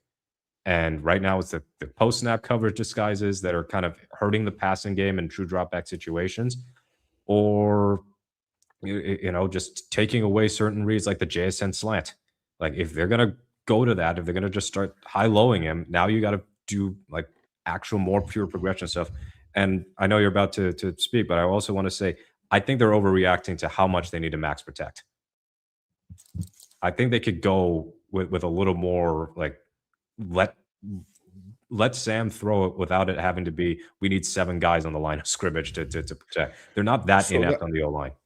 That's the other thing that drives me nuts with him. It's like, okay, so your point, Mookie, you bring up that, sim pressure and dropping guys off and not actually bringing them is causing problems, because it's like Kubiak's built in this auto check system for Sam in the offense when they see 8 guys walk up to the line of scrimmage. Hey, okay, cool. So we're auto checking. Barner, you're staying in. So are the running backs, and we're going max protect. Okay, Matt Hasselbeck talked about this on Hawk Blogger, and I couldn't agree more. Max protection limits your true pass concepts. If you're running play action, yeah, you might get away with it because guys have to respect the run action fake on that.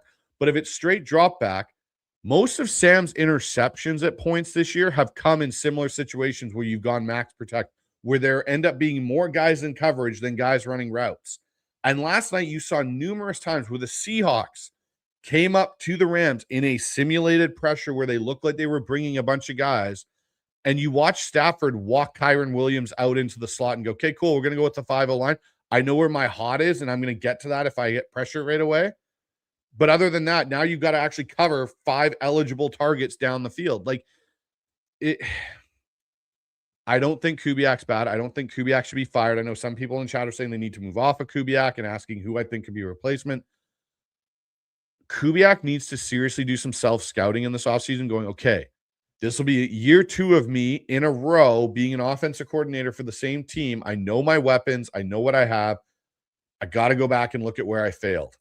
And I have to be honest with myself. I need to develop this. I need to work on coming up with better alternative options than max protection when we sense pressure. Like whether that's building in your check route. Because like when you talk about pure progression reads, for example, the 2-point conversion play, Saubert is running a check release on that.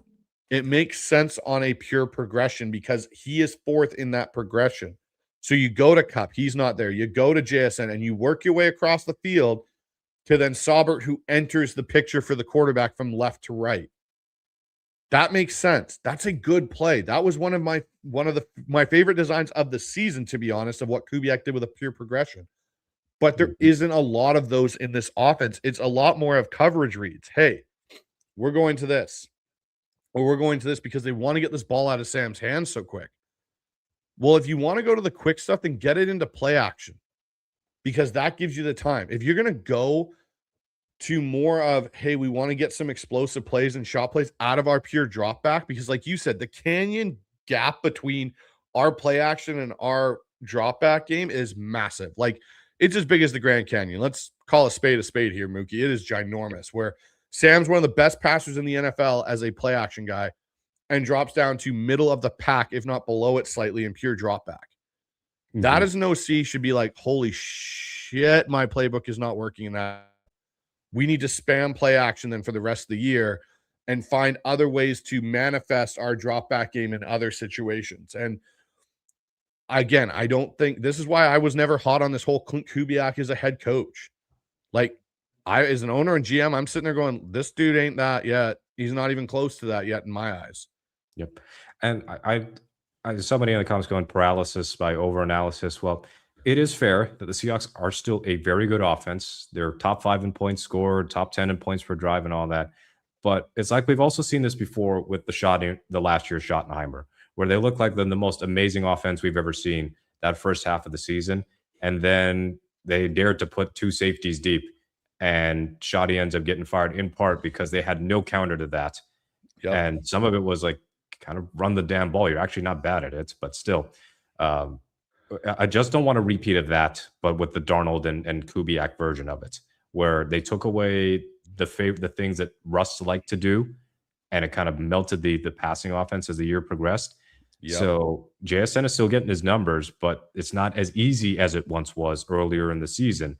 And we don't want a situation where come playoff time, there ain't no next week if JSN is not a big factor and you don't have a counter to what the defense is doing when they're taking away what you want to do so badly.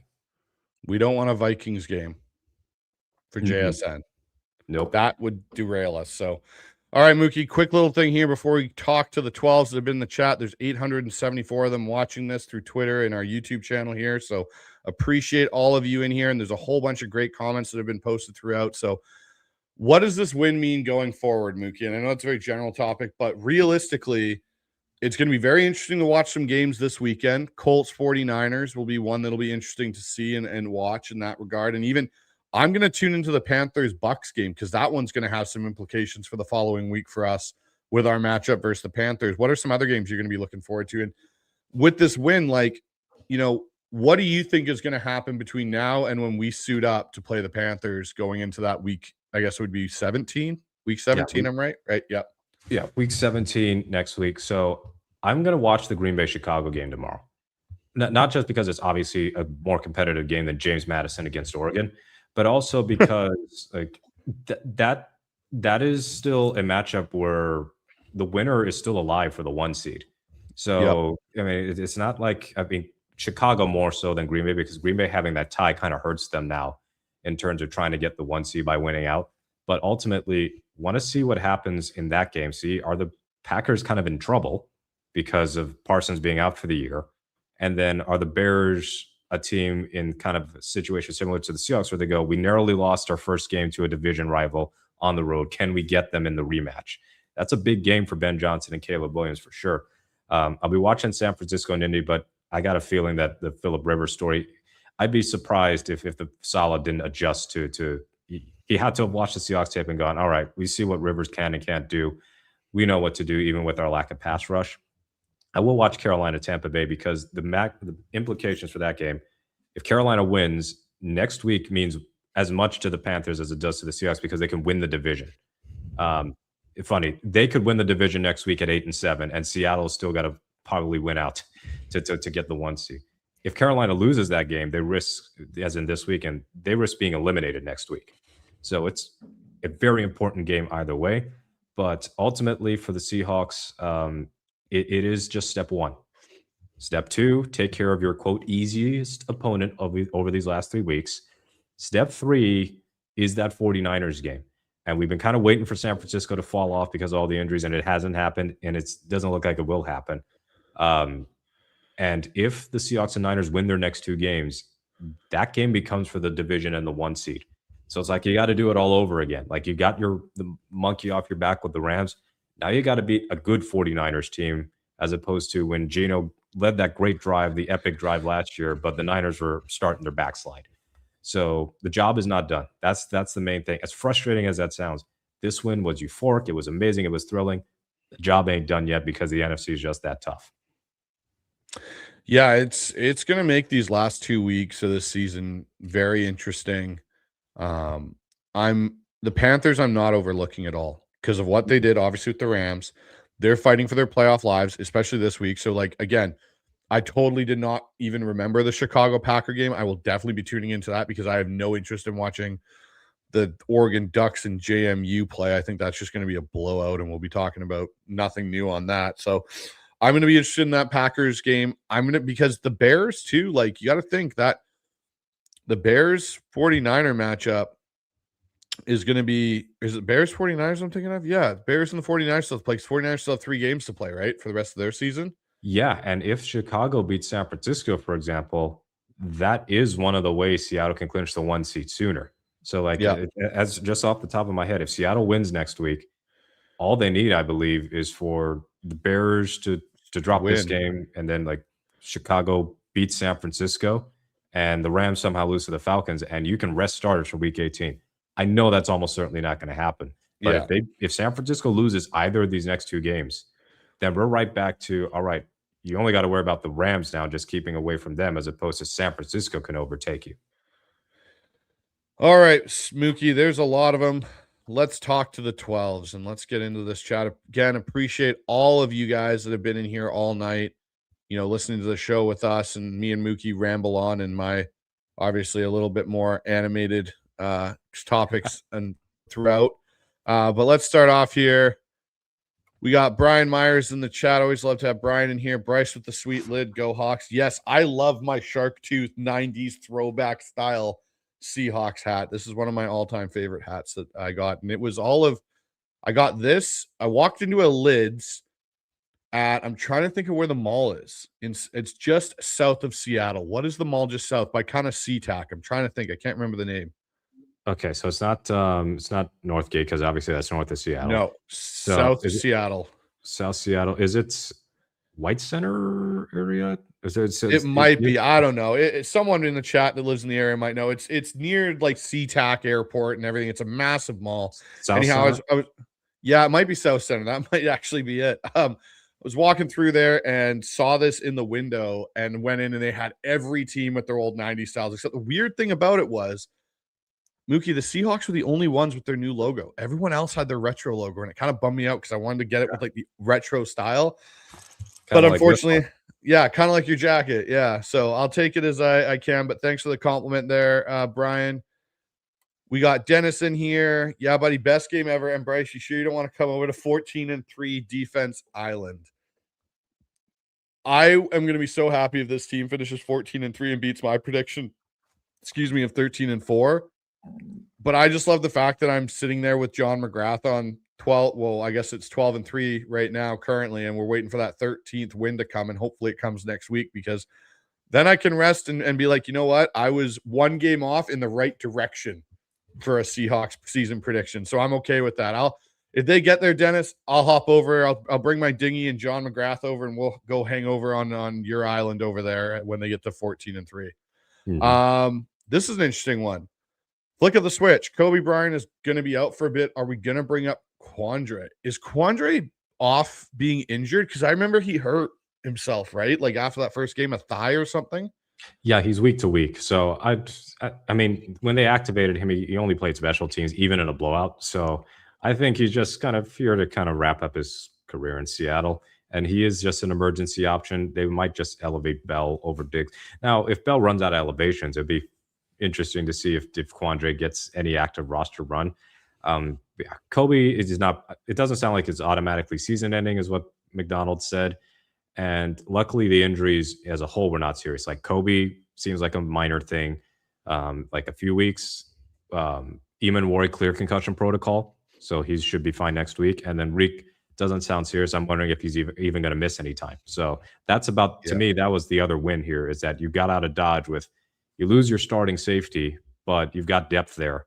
And then your top corner and your exciting rookie safety, who did make a big play of his own. That, I know he gave up a touchdown, but that tackle of Nakua at the 1 yard line, that's peak Legion of Boom, defend every blade of grass stuff right there. This dude's incredible.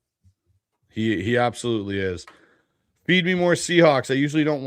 I don't watch other channels, but this game is just too exciting, man. Well, I appreciate you coming over here. Feed me more Seahawks. I know you're over at Brandon's channel all the time over there on the Hawk Nest. So appreciate you coming over here to the Hawk side tonight and checking out the content.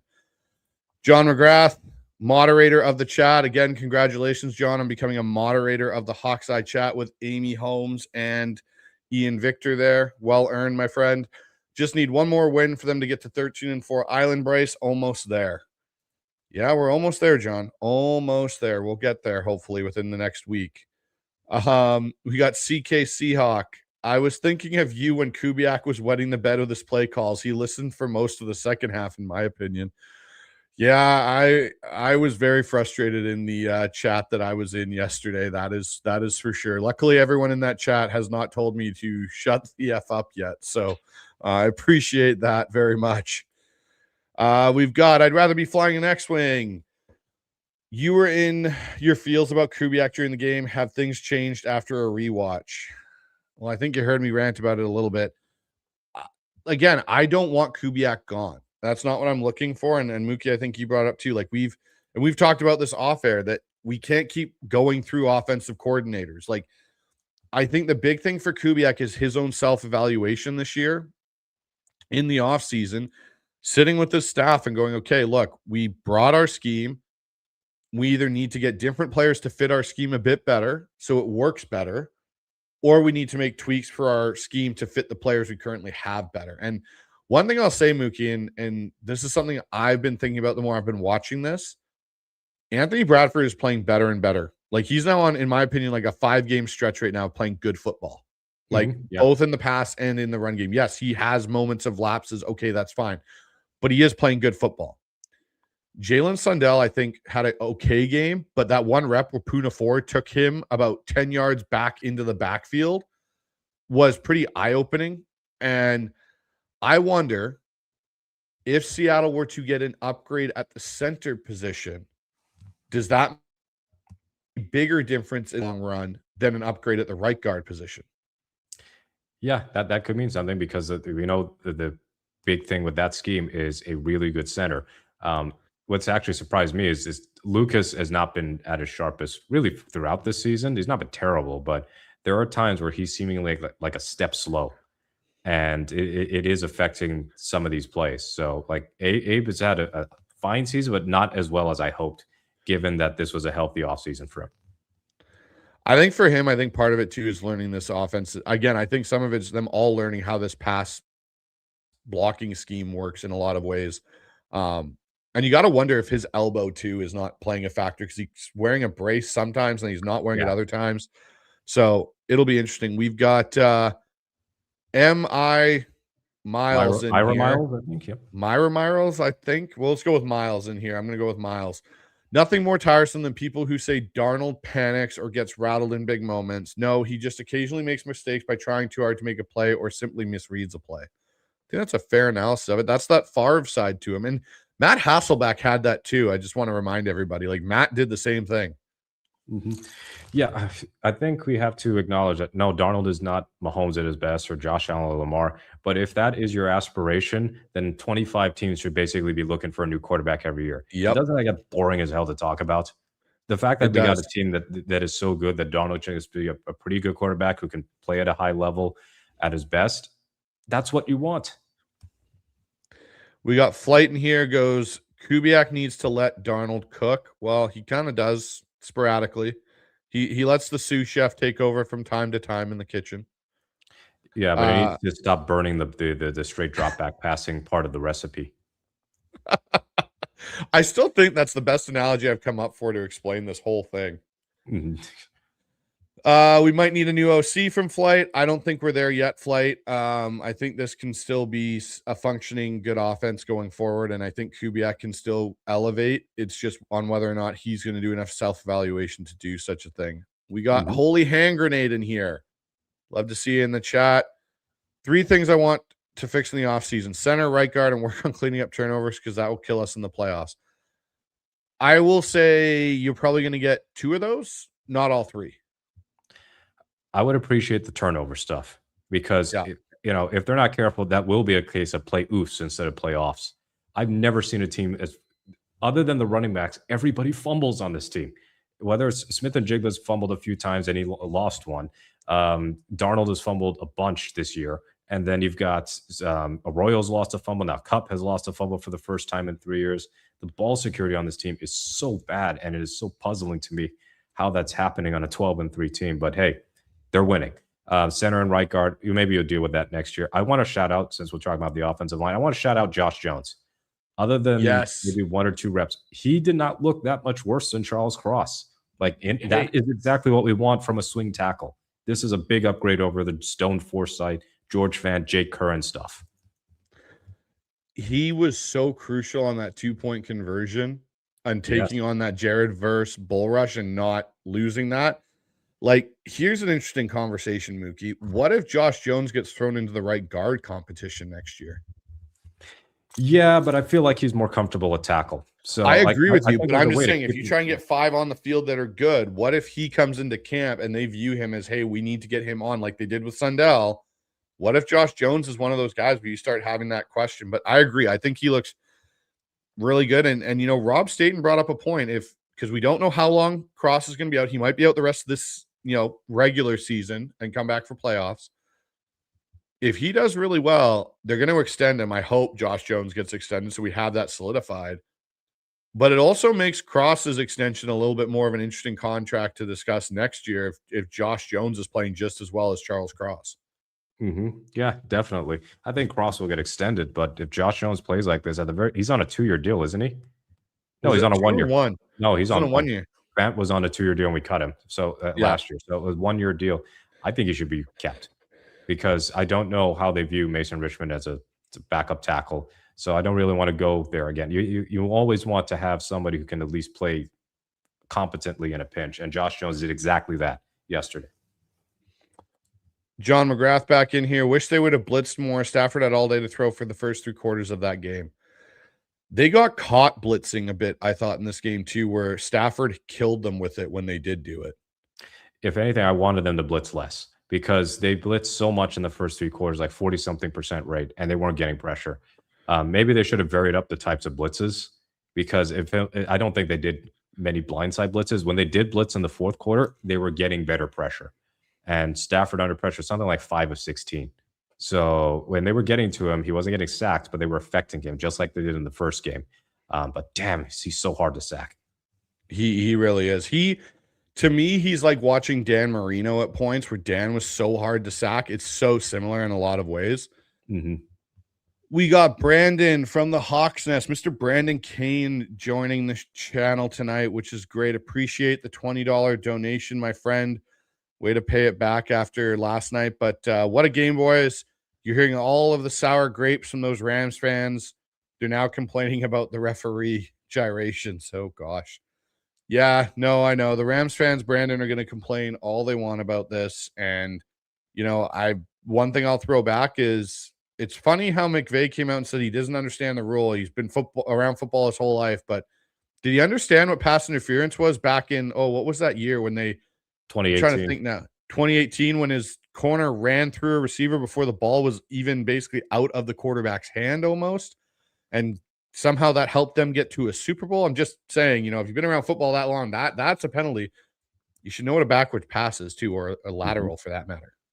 You know what our introduction to Ernest Jones really was?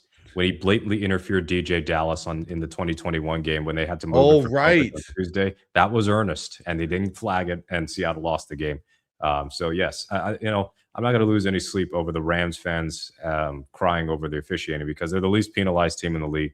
I guess they get shocked whenever a flag is thrown against them. I'm not saying that was a well officiated game, but I am saying that every team is going to get screwed once in a while. So, and in this case, I don't think the Rams got screwed over that bad. Agreed. We've got me in the chat. Always like having me around. Goes, the thicker kicker definitely helped us out. Very much so, me. Appreciate that comment. We've got Feed Me More Seahawks back in here with a $5 donation. What a game. 1-172 when behind in the fourth quarter. Rams had 500 yards, 3 turnovers, and still lost the game. Game of the year. Sam deserves a lot of credit. I could not agree more. Yep. And that's the type of crazy stat that It's like the reverse of when Mike Trout has this amazing game, or Shohei Ohtani was on the Angels, has this amazing thing that's never been done before in a losing effort. Well, this is the reverse. This amazing thing that has never been done before, but then it happens in a win. Agreed. John comes back in. I'm going to buy myself one of those Darnold rivalry jerseys for sure now. I'm still not feeling those rivalries jerseys. Okay, I think what they need to do is they got to invert the colors. You mean make it a blue jersey? Yeah, like invert it, make it a little bluer, and I think it's better for home design than wearing road whites essentially at home. I agree. So like I love the helmet. The helmet to me is one of the coolest in the NFL. I would have gone with a blue as your blue pants, blue jersey, and gone with the green shouldering the way it still is, which I think is great, but go with a blue. And you could have kept the green numbers on that too. I think it would have looked really sharp. I think someone actually, when they came out with them, did a mock-up of that style. Yes. And I think it's something I think they should maybe pivot to, but I don't know if they will. Yeah. Crunchy Fish Head. Ooh, I like that name. That's a good name. Sam needed to win that game. We needed to see Sam win that game. Agreed. It was one of those. I think that's quarterbacks get those every once in a while in their careers where it's an opportunity to really build their confidence off of just a victory. It doesn't matter how you win that game, but having a moment in that game to win it. And Sam's had opportunities and he's missed them. This time Sam connected and won it. And I think for him, like you just even watch after he throws that touchdown to Saubert, and the offense is all mobbing Saubert. And there's a clip, I think NFL Network put it out on the Twitter, and it's Sam turning. And you see Derek Hall and Byron Murphy and Leo and Ernest just going right to Sam. And when you see your defensive guys going to your quarterback like that, that shows you that unification, that brotherhood that this team is talking about. But it also shows Sam arriving, I feel, in a way, as a leader on this team even more so. Well, don't forget how Ernest reacted when everybody was dogging Sam for the 4-interception game. So this was, in a way, kind of as much as it gave us all significantly high medical bills, given our heart situation with that game. It was very poetic for Sam to win the game that way. Agreed.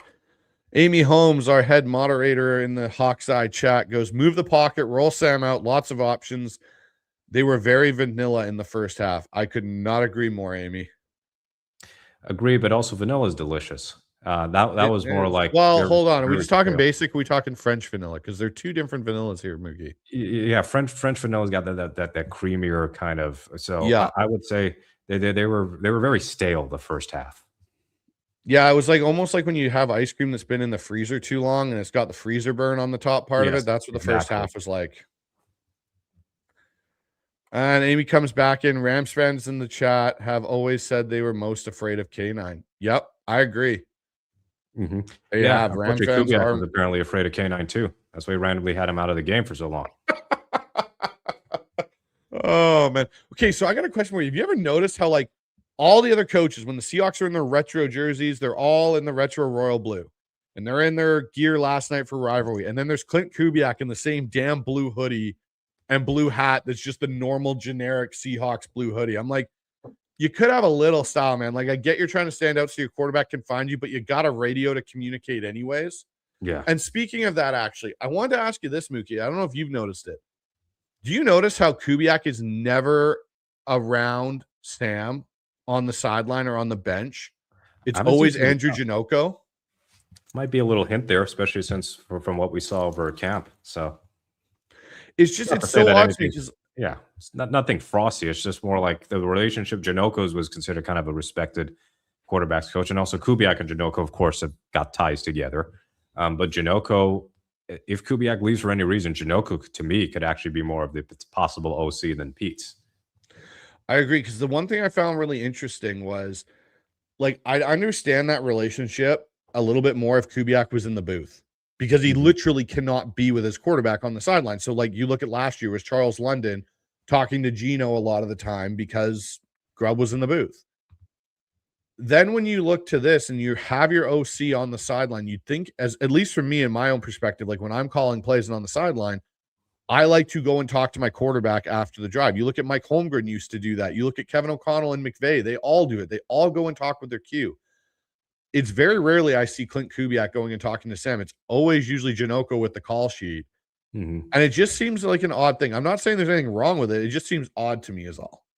Mm-hmm. Yeah.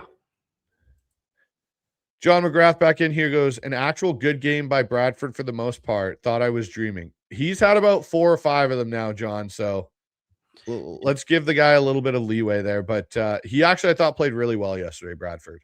Mm-hmm. Yep. Amy here.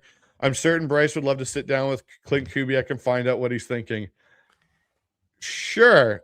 Put me and Klint Kubiak in the same room together and see what happens in 3 hours and who actually walks out of that room potentially. Well, it depends. If he's on one of his good days, then it'll be very cordial. Hi, Klint, how you doing? But if it's more like these recent first halves, then I think there'd be every reason to put Klint up in the booth. Very, very much so. Very much so in that one. Flight tells me I should be calling KK. I wish I could call Klint, but who knows? This one from John.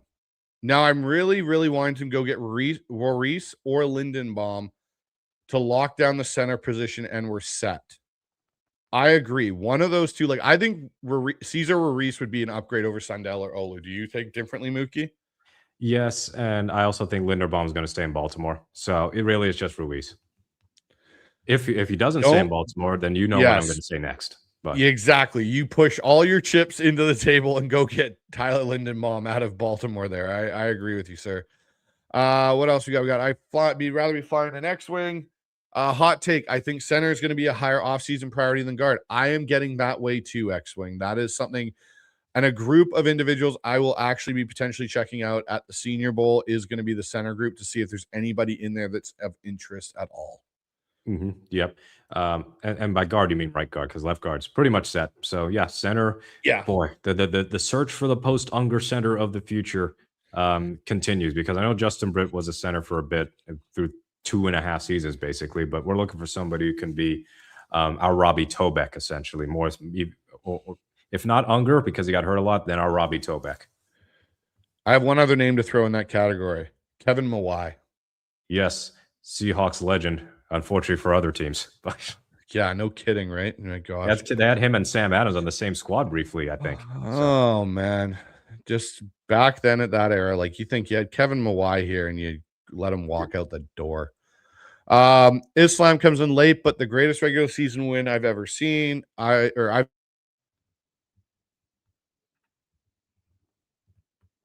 was the 28 versus the 42-12 until last night. Yeah, I would agree. I think probably, yeah, that's your best regular season win ever. The 49ers game is still better because it was a blowout, but this game, in terms of pure entertainment and the way they won it, I think it's now skyrocketing up the charts for best primetime win for the Seahawks. And boy, we have a lot of primetime wins to choose from, but this was the tales of the improbable. Agreed. All right, John back in. They need to throw down the field more and stop with the sideways passes that go nowhere. Let Sam rip it. I agree, but you got to design proper plays for Sam to rip it down the field there, John. One seam pass to AJ Barner, please. We've been talking about it since camp, and we're 15 weeks into the year, and we're 16 weeks into the season, and we're still not seeing that yet. We got Johnny Ripple, who I'm pretty sure is a Rams fan in the chat. As long as McVay and McDonald are coaching, the Rams and Seahawks rivalry is going to be fierce. I think this is the new 49ers for us from when Harbaugh was here with Pete. Yeah, it could be. And think about it. Remember when the Ravens Ravens beat the Rams in overtime a couple years ago? Stafford was killing the Ravens defense in that game, and so was Nakua. And special teams was big in that one because the Ravens walked it off, not with Lamar, not with whoever was the running back, Henry, Dobbins, whoever. It was a punt return touchdown. So kind of history sort of repeating itself for Mike in a way. Yeah, it definitely is. Let's see here. What else we got? Okay, we got MKA003. Curious if Bryce has any suggestions of 2 or another OC the Seahawks could go after. Not saying he's wrong at all. Kubiak does seem a little vanilla. Like we talked about, he could get better. I think we talked about 2 of the names. Janoko and Peets are 2 potential guys. it's interesting to me because I feel like Mike wants a head coach on that side, like where he doesn't have to meddle too much with the offense. Like he can Yeah. be around it, but he doesn't want to meddle. Yeah. Kevin Stefanski, you want to rebuild your reputation after being in Cleveland for a couple years, two-time coach of the year, Kevin Stefanski. Like, don't take Or another Mike head Mc, coaching job on some destitute team. Go to a or winner right away. yeah, no kidding. I think Mike McCarthy could be in that conversation, as scary as that is, because of his ties to Schneider. I also think if McDaniel gets fired in Miami, he could, because he knows this scheme and this system as well as Kubiak does in a lot of ways. I think those are some outside candidate names to potentially look at there. But again, I think Kubiak will be here next year. Mm-hmm. We got an extra one from X-Wing. All this leads to one question. Has Kubiak peaked, or does he have a higher ceiling and will keep getting better? That's what this offseason is going to be about. That, I think, is going to be the biggest question this offseason, Mookie, regardless of what goes on with the rest of the season. The offseason question will be, has Klint Kubiak peaked as an OC, or does he have a higher ceiling that he still needs to get to? Yeah, but in the meantime, as long as he's not ruinous over the next few weeks, is he an OC good enough to help you make a deep playoff run? I think so. Fair And enough. this is going to be his first postseason too. I mean, do you remember we was with the Vikings, fired their coaching staff, with the Saints last year, fired their coaching staff. Of course, he made the Super Bowl 2 years ago with the Niners on Shanahan, but as a pure offensive coordinator, this is going to be his first playoffs. Agreed. And we got Boycolo in here. Look at the difference between Jay Harbaugh year 1 and 2. I think Kubiak could make a similar leap. I agree. Again, I am all for Klint Kubiak, guys. I want to see the evolution come with it. To Mookie's point earlier, and the one I've made for a while now, stop burning the dishes all the time when you have to elevate them and add something new. John comes back in. Next season will be exciting with Horton, JSN, and Shaheed all healthy and tearing it up together. That will be an interesting receiving core. They just need to add a few more, I think, legitimate pieces to it. We got one from here. Taker 610. With Adams being out, you would think we could make things harder for Nakua, but he had an all-time game. Is that more because of injuries on our end? I think it's more to do with the fact they weren't able to get substantial pressure on Stafford, and he was able to get through his progressions. Yeah, and also they just got schematically outfoxed because guys like Mumfield and Xavier Smith and Jordan Whittington were also getting open occasionally. But Nakua was just a monster in that game. The World Way with everybody was very tensed up knowing what could happen with Puka Nakua if he scored a touchdown and celebrated. But thankfully, that was incident-free. We were all fine there. And speaking of fine, enjoy that fine in addition to your L, Puka, talking about the refs. Yeah, no, and thank you for the $5 donation there, Taker. Man, Puka Nakua is turning into Antonio Brown in my eyes. Like, he's a phenomenal talent on the field, but he's turning into a piece of shit as a person. Well, let's just put it this way. I very much respect Puka as a football player. That's about it. Yep, agreed. Taker back in here with a $2 donation. You guys catch the announcer saying Sam Bradford. Yes, I did catch that. Herbstreit was unreal, man. He called him Sam Bradford. He called McDonald Mike McDaniel. He called Torrey Horton Tony Horton. It's like, dude, so many of these dudes, not McDonald, but you covered a lot of these dudes in college. How are you screwing these names? Newusu all damn night. Oh, I know. I was Michaels terrified when he was going to have to say Eamon Warrior. I was like, is he going to say, Edamame? That's what I thought he was going to say, is something like that. Like Al Michaels at 81 years old. I know he's past his prime as this play-by-play voice, and obviously his best years are behind him. But like Herbstreit, I'd like them to get somebody else on the Thursday night booth moving forward. I think they need to get two different guys. Personally, I was not even Al Michaels. Like, as much as Nakua's touch there in overtime was like, it was a great play. It didn't sound like it. Like, you should have made it sound a little bit more exciting than you did. Yeah. I think, love Al Michaels and what he's done, but I think there's a point to move on. Like, I'm going to be honest. Like, my favorite, commenting tandem right now is Greg Olson, and I can't remember who his partner is, but yeah, those are that's my favorite pairing right now. I'm going to be interested because do we not get JJ Watt against the Panthers? Yeah, we avoided Romo and his half-completed sentences next week. They sent Nance and Romo to the Steelers-Browns for some reason. And the only reason I could think about that is because Myles Garrett might break the sack record that day. Because there is nothing else that should capture the national audience. So, but yeah, we get Ian Eagle and JJ Watt, and that could be a top crew for us. So yeah, I think that JJ Watt could be a rising star in this broadcasting field. All right. So MK comes back in with any idea what Shaheed would cost, and the Hawks going to pay it with JSN needing to be extended. JSN will get extended. I think that's almost a certainty. I think where you got to start with Shaheed is kind of what Jacoby Myers just got. Yeah. So what do you got? 20 million a year? Yeah. Yeah. So somewhere around that level, I think.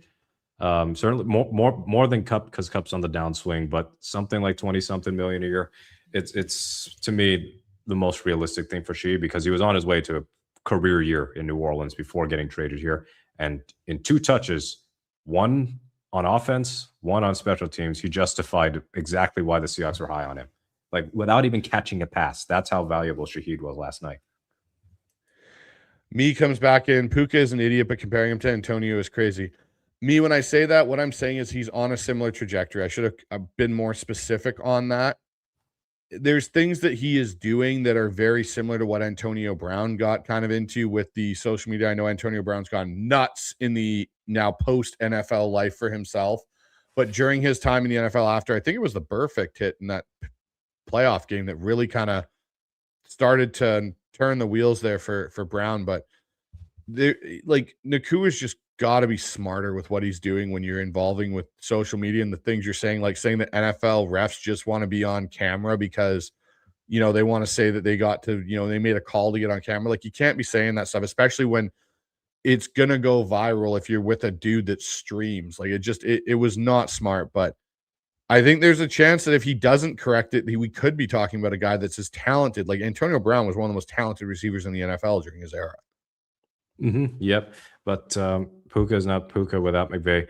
I think that's only part of it. You see the routes that Puka runs and the way he bounces off of tacklers. This dude, the scouts missed. Scouts missed. This dude is that talented, just like they missed with Antonio Brown, because he was a mid-round pick too. But yeah. All right, guys, we're going to wrap this show up here. Appreciate everybody being in the comments and all the super chats that did come in. Thank you for contributing to the show. Mookie, why don't you talk a little bit about what you got kind of going on over at Field Goals and what's going to be occurring over there over the next bit of this mini buy that we are having?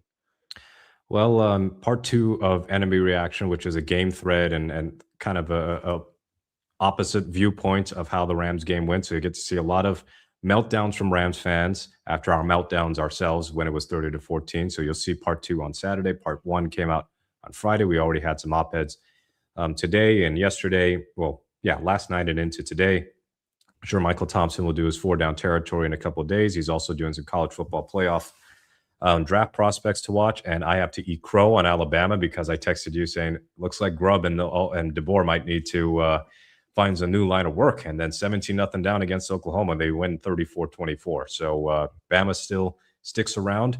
And I guess they get a lifetime placement in the college football playoff now as a result. But anyway, we'll have some like film review from this Rams game, and I will look at some playoff scenarios for us over the next couple of days, because now it's official. We get to talk about playoff football with the Seahawks, and boy, I can't wait for it to be playoff football in Seattle again. Yeah, I'm really looking forward to that. So there is kind of a cool little announcement on the Hawks Eye here. So actually, John, you're right on cue with what I was about to drop. So yes, me and Dan will be doing a film lab for the Rams game. And as a bit of a Christmas holiday special, it will be live. It will not be pre-recorded. So that way, anyone that has questions about when we're breaking down the film can ask them in live time with me and Dan there. That'll be this Sunday at 4:00 Pacific time. Me and Dan will be doing a live film breakdown on the Hawks Lab. So if you guys love watching the film, you love that show that we put out weekly, why don't you come over, ask us questions in real time, so that way you guys can actually get the answers you want right then and there. Kind of a Christmas holiday present from Dan and myself to all our great listeners and viewers there. So come on over and check that out at 4:00. Outside that, Hawks Eye will look as it normally does. We might have a couple guests this week. Other than that, we'll have our Hawks preview show, and we will kind of go from there and see what's up. Might do a look ahead of potential playoff matchups in a show where I'll break down what are the better teams for Seattle to match up with depending on where they finish in seed. But outside of that, guys, if you haven't already, like, subscribe to the channel, click that notification button. Don't miss an episode. And I'll see you guys all back here on Sunday for Hawks Film Lab. But as always, stay loud, be proud, and go Hawks. Have a good night, everybody. Go Hawks.